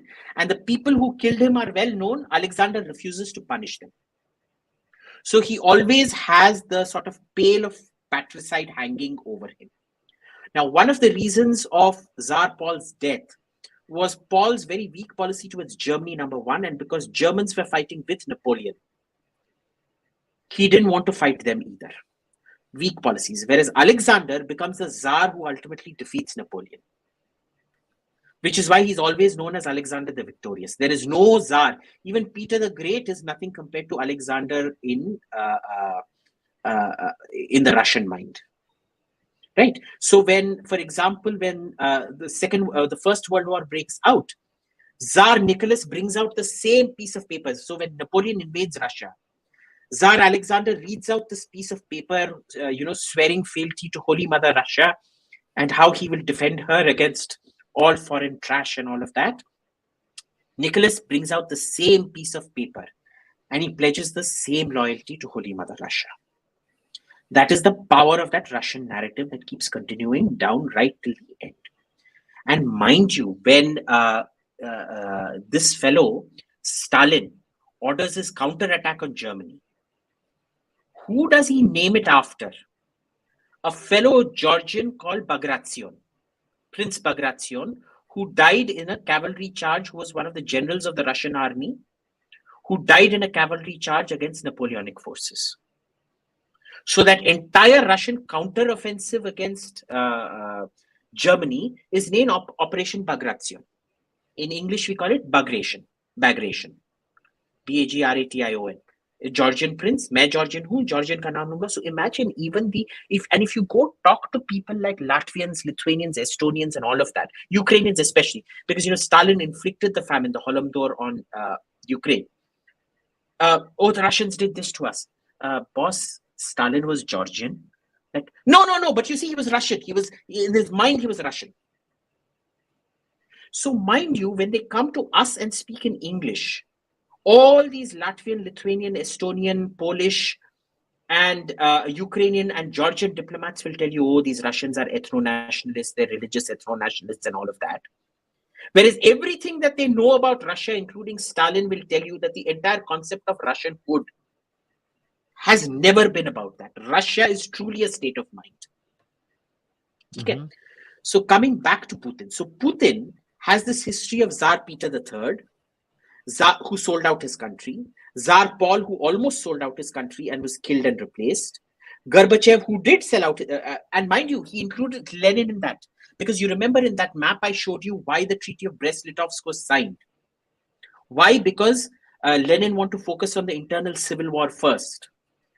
Even though he knew Germany was just 6 months away from defeat. Got it. So he considers Lenin also to be a traitor. Mm-hmm. In this long line of traitors, though less of a traitor because he wasn't addled. He did it for realpolitik reasons, which Putin can kind of semi-forgive, but not completely forgive. Okay. And finally, you get to Syria, where everybody remembers what happened. Humanitarian intervention pe gaye. They really didn't want stability. They just wanted to keep propping up terrorists and things like that. They propped up ISIS.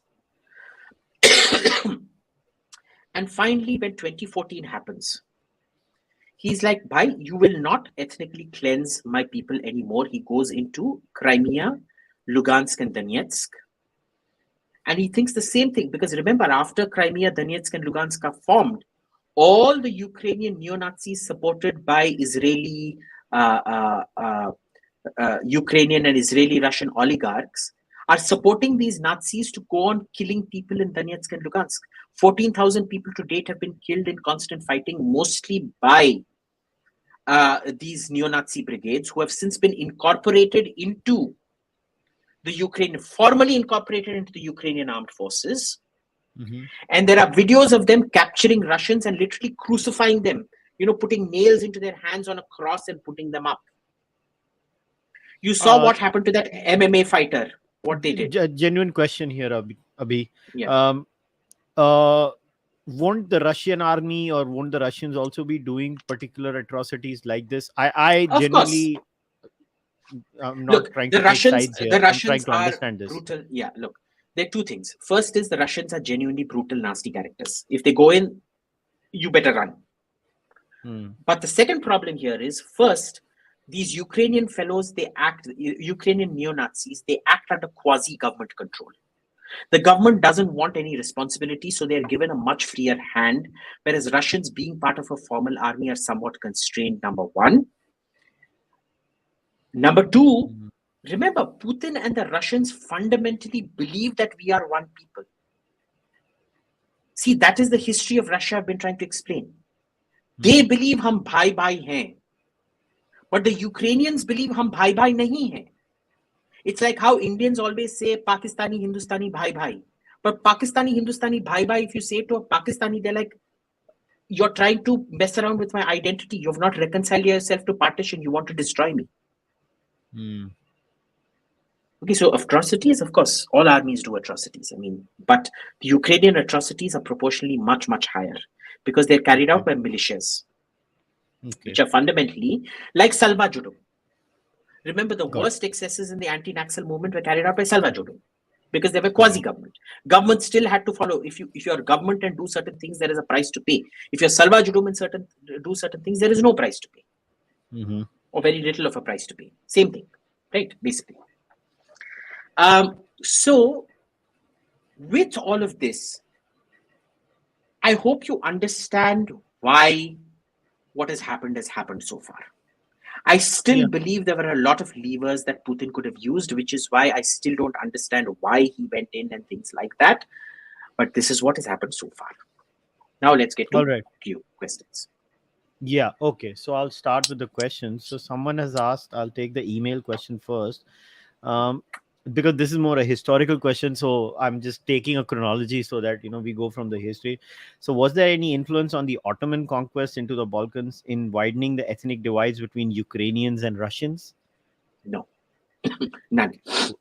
There was, however, if you go back to the maps, if you want to put those maps, do you want to put the maps up again? Do a screen share? Sure. Tu kar, main upar dal dunga. Tu screen share kar.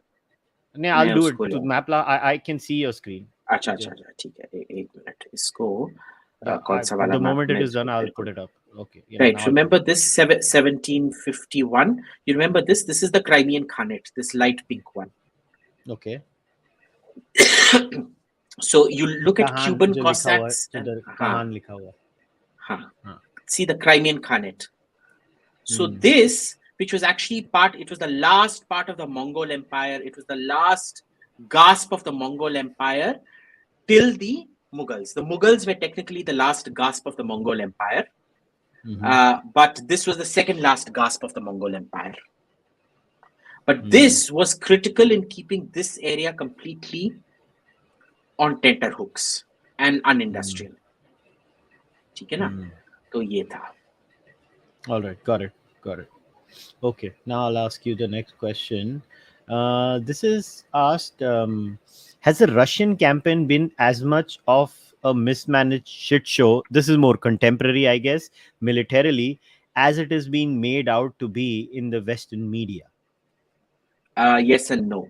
Yes, in that Okay. it has actually been badly mismanaged, very badly mismanaged, Mhm. but not as badly mismanaged as you would see. There are huge tactical and operational mistakes that you see, but what we're also seeing, the Russians are adapting very quickly. Remember, nobody in the Russian military even knew. All my friends in the Kremlin were saying, "Nahi hone wala hai, nahi hone wala Mm. hai." Nobody in the Kremlin knew except the cabinet. Not even the cabinet. Mm. Nobody in the military in the around Ukraine knew it was going to happen. So they all thought हम बस तमाशा का exercises करने वाले हैं, invasion नहीं होने वाला है. So they never prepared properly, they never thought it out properly, nothing. But now they are thinking it out properly. Think of it this way. When Napoleon invades Russia, what happens? The Russians keep withdrawing. They lose battles, they keep withdrawing, and then wham! When the Germans Mm. invade, the Russians keep withdrawing, and then wham! Okay? Mm. It's the same thing. The Russians learn from their mistakes very, very quickly. Mhm. Okay? More importantly, what you need to understand here is the Russian advance to date has been much faster than the German blitzkrieg advance into Ukraine was. Mhm. Per day, they've advanced 5 kilometers more than the German army did. So it's actually an extremely fast assault on Ukraine. Got it. Got it. Okay. I guess you've answered this. I don't know. So, but if you want to clarify, when and why did neo-Nazism in Ukraine start, or was it? I mean, maybe it did start, but it was seriously propped up by the West. I guess they're trying to distinguish between the two. Maybe neo-Nazism did start in Ukraine by its own, but what role has the West played in propping it up? Okay, several roles. If you remember, the Guardian interviewed an Azov Brigade chief, and they deliberately blanked out the portrait of Stepan Bandera. They fuzzed out the portrait of Stepan Bandera at the back. Mhm. There have been videos of Lindsey Graham and John McCain actually going and addressing the Azov battalion, knowing full well who they were. Okay. There has been a huge. They actually addressed as in matlab speech di. Oh, yeah. Speech di. That is shameful. Yeah. But you'll never hear about it in the West. The one person who brought out all those videos, ASB military, was banned as of this morning, early this morning, or late last night. I don't know when I was sleeping. So they are trying to control what you see about this. They're trying to control the information about this. Or They the had been the Canadian mister West. that you had shown on Sham Sharma show jab hum The tino kar rahe deputy, the the with deputy prime minister, of Christina Canada, Freeland. Chrystia Freeland, Yeah, is Freeland, the sorry. granddaughter of a piece of shit called Mihailo Chomak, who literally used to run a Nazi publication. He was Ukrainian. He ran a Ukrainian Nazi publication, worked with Stepan Bandera, where they used to identify populations of Jews and beg the German army to go kill them off. She knew about this. She keeps saying it's Russian misinformation, which is why at the protest in Ottawa, she was holding a Nazi flag. Then she deleted it. To Yeah, but date, Abhi, then why is the West overlooking this? Because I refuse to believe that the West because will. it's a narrative. Look, it's all narratives. They don't want you to hear that narrative. Remember when Saddam Hussein gassed his own people, the Kurds in Halabja, the West wanted you to believe it was an Iranian chemical attack. It was only after the invasion of Kuwait, when they turned against him, that they acknowledged he had bombed his own people. So basically, the morality goes out of question when it is outside American boundaries or outside Correct. the Anglosphere. European, yeah. And the liberal values only are pertinent and applicable when it is about inside governance. Outside governance, you could do anything. It's No, only not governance. our business Only interests. when it is in Europe, in Western Europe, and North America. Everywhere else, a different morality and a different law applies. Okay, so I guess this rules and law and order based order that they keep talking about, it's actually a load of bollocks. I once again, I mean, everybody knows. So understand the term. Understand the term. They never say law based order. They say rules based order. What is the difference between a rule and a law? Law is when it is enacted and has official sanction. Rule is when it is spoken and does not have official sanction. So when they say rules-based order, they're saying तुम करो जो भी मैं कहता हूं जब मैं कहता हूं. A rule is what I say it is when I say it is. I will never make it law because it should never apply to me. What I do to Kosovo, you cannot do to Ukraine. So basically, what I don't want this to become an apology for Russia, because I know, I mean, recently you were invited to buy Russian television and you basically told them to basically suck it. I told them to fuck off because one, it was, it's an illegal invasion. I am opposing this the same way I oppose NATO bombardment of Serbia over Kosovo because it was illegal. Okay. Plus the fact that RT is a bloody Pakistani outlet. They only keep supporting Pakistan in all their programming and this thing. They were the first people to interview Shaila Rashid. Do you remember? They were the first international outlet to remember Shaila Rashid. No, but it's not like Russia doesn't play these games, right, Abhijit? They also play games, right? They started playing these games. They started playing these games. They're like, don't get it. If NATO can do it, so can we. Right. Okay. And anyway, sorry, there's one thing I forgot, very big thing that I forgot. The last straw for Putin was ballistic missile defense. Stability had been maintained. Remember, all the other countries have under 1,000 warheads. Russia and America were the only two countries that had 6, 7, 8, at some point even up to 20,000 warheads.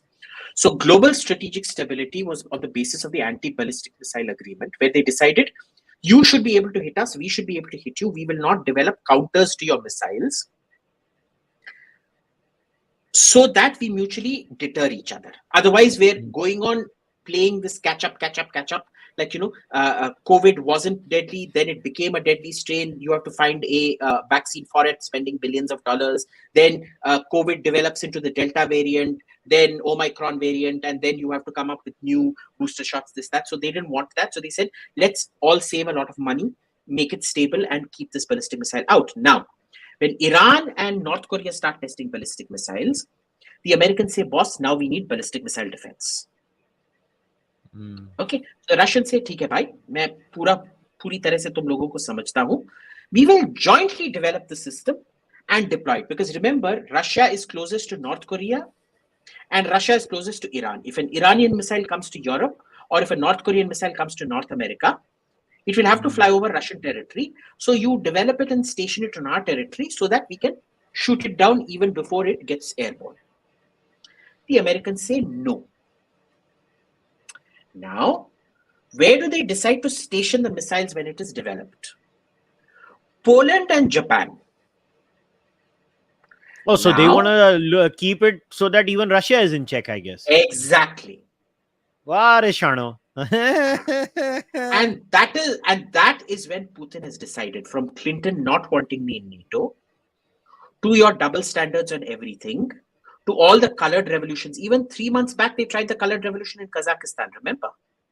The riots, they tried to replace the Kazakh government. They essentially put a Nazi government in place that has killed 13 to 14,000 Russian speakers in the last 8 years in Ukraine. They've done it in Georgia. Okay, they did it to the USSR. So he's like, bhai, tum ye sab revolution karte rahoge, tum ballistic missile shield karte rahoge, you send these complete jackasses who destroy our economy, and you're giving me all this nonsense about rules-based order and shit like that. You tell me, at what point is he not going to crack? Okay. I guess this question has been in a way answered. Is NATO desperately trying to create a Pakistan for Russia to be in perpetual conflict in her neighborhood? I think in a way this is answered.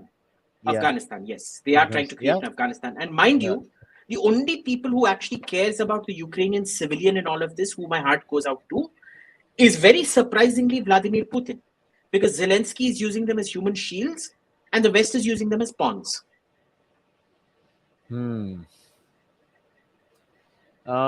This is again pertaining to something you were talking about, your history. What if Vladimir the Great had become Muslim? What kind of a history would that been in that area? Which I don't know. Vladimir the Great?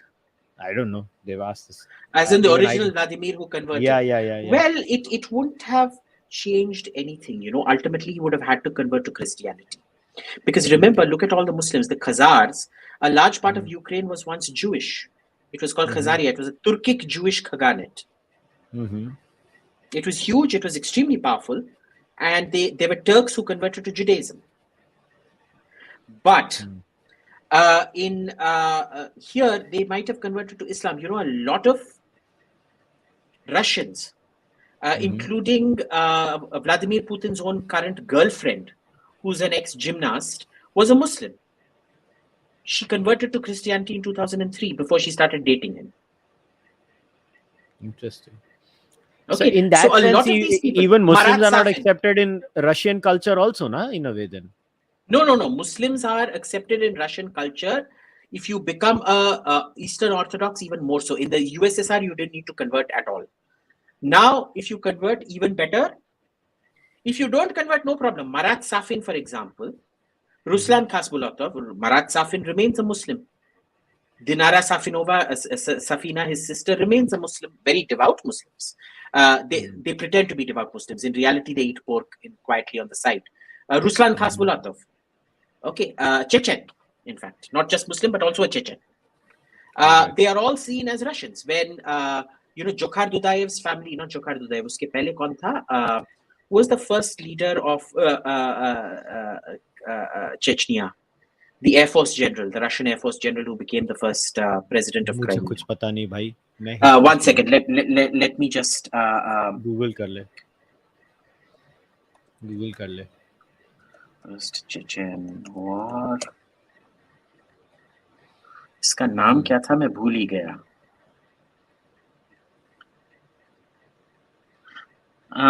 Jokhar Dudayev. Yeah, that was Jokhar Dudayev. Yeah, Jokhar Dudayev. He was a general of the Soviet Air Force. Okay. His family was in Russia, and they protected the family. They never threw the family in jail because they said you're Russian citizens who enjoy all the rights of Russian citizens. Just because your husband or father is killing our people off doesn't mean we're going to throw you in jail. All right. So this is a question, I think, about India. So I will add to the question to make it more pertinent. So someone has commented, wouldn't oil prices skyrocket given that the demand is going to rise and whatever is going to happen? Wouldn't it cause huge problems in India? Now, let us keep this as the last segment and then we'll wrap it up. So India's role in this entire Russia-Ukraine crisis has been coming under fire. मैं तो नाम लेके बात करूंगा जैसे Bruno has criticized India. Bruno Makayesh tattoo hai. Bruno was kicked out of the Raisina dialogue because he falsely accused some individual of ORF of theft or something like that. And he threatened to get him sacked and he was kicked out of the Raisina dialogue. Well, Myra McDonald has been making interesting comments. Myra McDonald, again, who is she? She's a complete irrelevance. I think we've seen her historical cluelessness generally. Again, like I said, when you don't take Arvind Subramaniam or Raghuram Rajan seriously, I've told you that for a reason. It's the same reason Russians view Jeffrey Sachs and Andrei Schleifer as scumbags. It's the same reason you should also be viewing people like Bruno Makayesh and Myra McDonald as the scum trash that they are. All right. But from the Indian perspective, what do you make of how India has handled this entire... See, on one side, we are sending humanitarian aid to Ukraine. On the other hand, we have abstained on 3 occasions when it comes to voting. The Prime Minister has had talks with both the Ukrainian leader and Vladimir Putin. Because I think we have to discuss the Indian role. Otherwise, this historical perspective doesn't become... Otherwise, how do we make it relevant to Indians, right? So why do you think abstaining was the right thing considering the entire historical perspective? Yes, because remember, the Indian historical perspective is very sensitive to the Russian historical perspective. We don't believe in this. We selectively edit our own history, but we understand Russian history a lot. So we understand this narrative. Okay, number one. Number two, we have also opposed the bombing of Syria, Libya, and what happened in Kosovo and Serbia. If you remember when Serbia was being bombed, the serving defense minister at the time, George Fernandez, sat on a stage with the Serbian ambassador to Delhi. And they said, India, Russia, Zindabad, America, hi, hi, Serbia, Zindabad. Okay, number one. Number two, 60% of our equipment comes from Russia. We can't afford to alienate them, our defense equipment. Good or bad, I'm not getting into. In the case of a war, humko spares hi nahi milenge. Exactly. Okay. Third, our policy from Nehru's time, Nehru was never good at execution, but surprisingly, this is one of the few policies he actually executed well, is to always divide and rule Russia and China. And mind you, Nehru, as much as you spit on him for this, I want all your fucking audience to stand up. I want you all to stand up. Kushal, including you, please stand up. अबे साले मेरे को क्यों खड़ा करा रहा है? Stand up. ले, खड़ा हो गया. And I want all of you to salute Nehru and say thank you, Nehru. You know why? No. Because Nehru did something very, very important here. He brought about the Sino-Soviet split in no small way. He knew from day one we could not afford a communist bloc encircling us continentally. So he'd always support Russian aggression in the West. Like, for example, well, technically he did, because when the USSR invaded Hungary in 1956, he actually told Krishna Menon to vote against the USSR. Krishna Menon refused to and accused America of being the aggressor. But he never sacked Krishna Menon for it. Okay. But it turned out that that was useful because the Russians started to like India more and more and more, because we gave them democratic validation. They're like, the biggest democracy in the world is supporting us. They're not on the side of the Americans. Tu kis democracy ki baat kar raha hai, American kutte? So that was their attitude. With China, we went on playing on Mao Zedong's brain ki bhai ab jo ye Stalin mar gaya hai, you are the natural leader. China is the natural leader.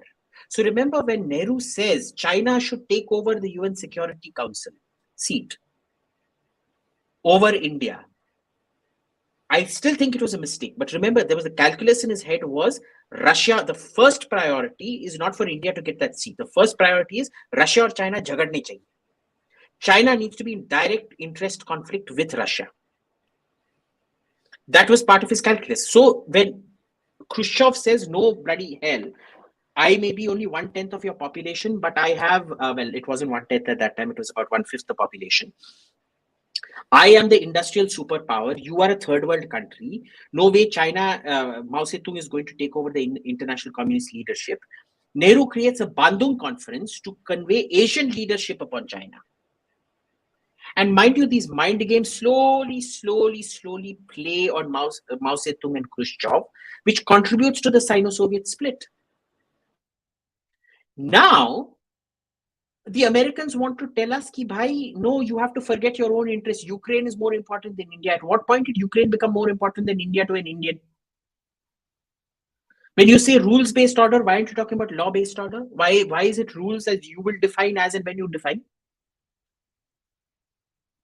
So India actually comes from a very strong position. The point is, our diplomats have always had a problem understanding history and an inability to articulate.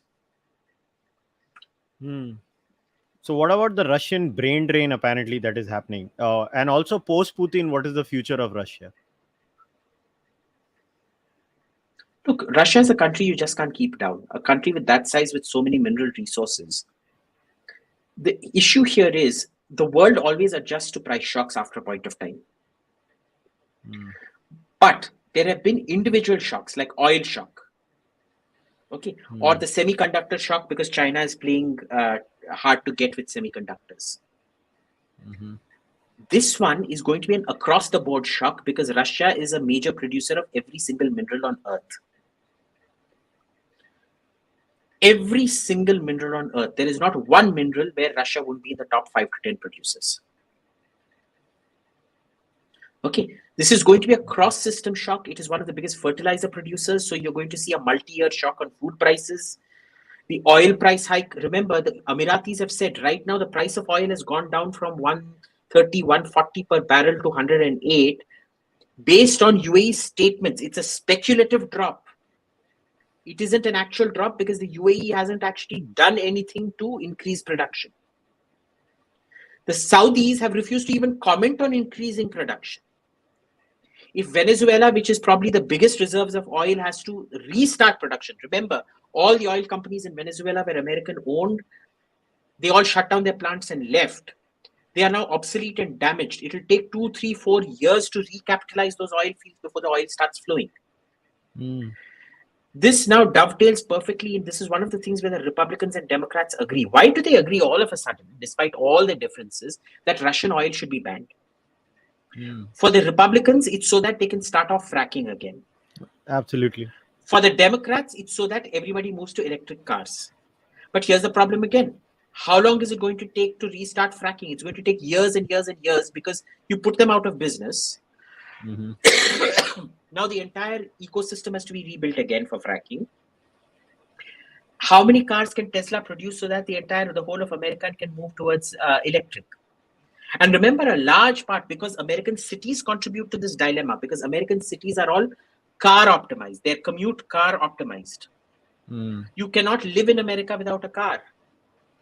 Heck, even Elon Musk tweeted that we need to start getting our own oil when he is opposed to it.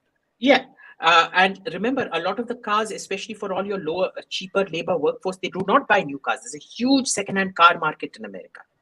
Most of American cars would be second-hand cars. The students, the workers, the poor laborers, and all buy these cheap cars because they all live very far away from the industry that they work in, or the hotel, or whatever services or industry they work in. How are they all going to shift to electric cars? Got it. So even American cities are unsustainable.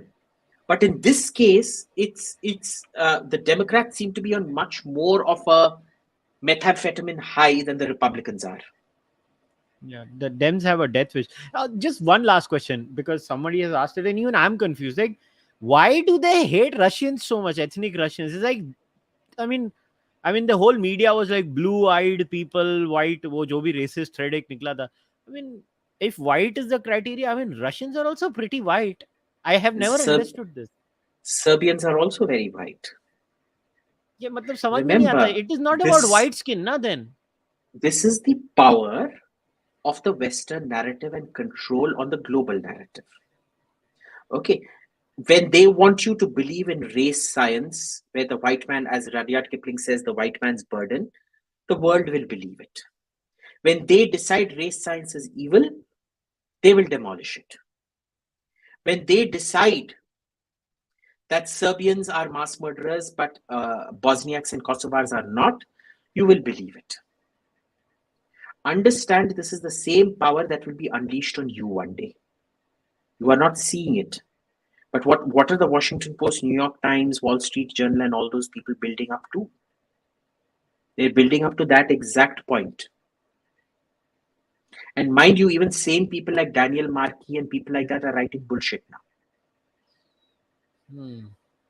Yeah, I just think people in the West, especially the mainstream media, seems to have lost their shit. Like Dostoevsky ko nahi padhayenge Milan mein, Russian cats, Russian dogs. The Russian tea room has had to shut down, the New York's most iconic restaurant. Abhi kya Russian salad nahi khayenge? And well, that's not new, because remember when the Jacques Chirac said he was going to veto in 2003 that he was going to veto America's invasion of Iraq. They renamed French fries as freedom fries. And the French foreign ministry put out a very, un dino mein Twitter nahi hota tha, they put out a very glib statement saying French fries were invented in Belgium, not in France. मतलब तेरे को याद है वो पाकिस्तान में किसी ने बोला था कि and remember, worst of all, Facebook and Instagram, their parent company Meta, will now allow users to call for ethnic pogroms and the killing of Russians. Not just the Russian government, but the killing or discrimination against Russians. वो article की wording थोड़ी change हुई थी ना अभिजीत बाद में कुछ तो चेंज हुआ था उसमें I don't थोड़ा चेंज हुआ था, but read the original this thing. Okay. They realized what a mistake they'd made and they're trying to now backtrack. I just find it so stupid. This is like, the Pakistani side where sometimes they have to acknowledge some of their Hindu past. They'll be like, this person, Patanjali, was from Pakistan. And I'm like, Wait, what? Yeah. Yeah. It's also remember, these were the same people, the German army after the Second World War. What was it? Were the aliens from outer space who dropped into Germany after 1945? No. I want you to go to a YouTube channel called Mark Felton Productions, and you check out this thing called the post-war German army. It was entirely staffed by Nazis. The CDU is the rump Nazi party. Angela Merkel's party is the rump Nazi party. Somewhere between, I've forgotten the exact number, 40 to 60% of Germany's parliament that got elected after the first parliament after the fall of Nazi Germany had been former members of the Nazi party. Okay, the Americans embraced the Nazis after that. So they want you to believe certain things. Never fall for that. Look, I have a great admiration and respect for the West, but I never fall for their bullshit. Though people call me a Western stooge and an American spy and whatnot, and Lockheed Martin ka dalla or Boeing ka dalla, depends on the time of the day. Never fall for their bullshit. Accept that you can accept that they are great and they've achieved a lot more than any other civilization on Earth, but don't fall for their bullshit. Yeah, I agree with you. Like, this is what I was trying to say some time ago too. Like, I'm a pretty much a Pax Americana guy, but the way the West has behaved, like, and if somebody came up and said, okay, now they're doing this with Russia, what if they do the same thing with India? And that kind of a fear is absolutely justified. To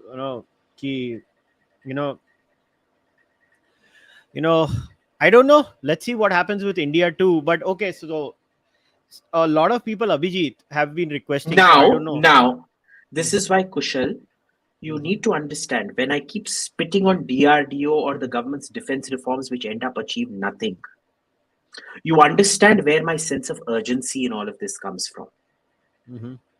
Why do I get so agitated? Because every day you lose is a day you are never going to get back. And if they put their mind to it, it'll take them exactly all of 50 seconds to start a civil war in India. Yeah, agreed. So, Abhijit, a lot of people have been asking. I don't know. I leave it to you. If you want to, you will do it. We can do a separate Q&A next week if you want. We can do a full Q&A. Yeah. So Ignay, not only that, a lot of people have asked me, wo jo tune wo file banai thi, can they use it to read again? So can you create a PDF link for people to use it if they want to watch I'll send you a Word document. Tu sabhi ko bhej de, because it's all sourced off the internet anyway. I didn't make any of those what notes. I'll do is, so here's what I'll do, guys. As Abhijit has agreed, so what I'll do is I will convert this file into a PDF and I'll create a PDF link and I'll add that link to the description of the podcast. You guys can download the link, you can use the file and you can watch it all the time. Look, I've tried to ask as many questions as possible. There is a time limit, so I'm going to wrap it up today. We'll see if we'll do a follow-up discussion also, and I'm going to maybe try bring other perspectives also, because in fact, that is something Abhijit has only told me. Don't just get his perspective, get other perspectives too. He always says that to me. So we'll wrap today's discussion. This is a lot of information, so I know you guys might have to watch it again, but this will go in the audio version, which is why what I'll do is I'll take the Word file, convert it into PDF, and people on the audio version can also see this. And to everybody who's asked the questions, the questions today were brilliant. Thank you very much for the support. And Abhijit, thank you very much. This was a lot of learning for me too. So as always, buddy, thanks for coming. Live long and prosper. All right, guys, we'll wrap today's discussion up. Please subscribe to the Cārvāka podcast. Go and follow Abhijit on Twitter, and like the video, leave your comments below, and also become a YouTube member or a patron subscriber, or buy the Cārvāka podcast merch or send your donations through UPI. I will see you next week. Until then, take care. Bye. The closing music of this is going to be the Soviet national anthem. Союзные Rushimi Республик Свободных Спатила на веки Великая Русь. Да здравствует созданный волей народом единый могучий Советский Союз. Слав Отечества наше свободное, дружбы народов союзный оплот, партия Ленина, сила народная, нас к отреству коммунизма ведет. Thank you.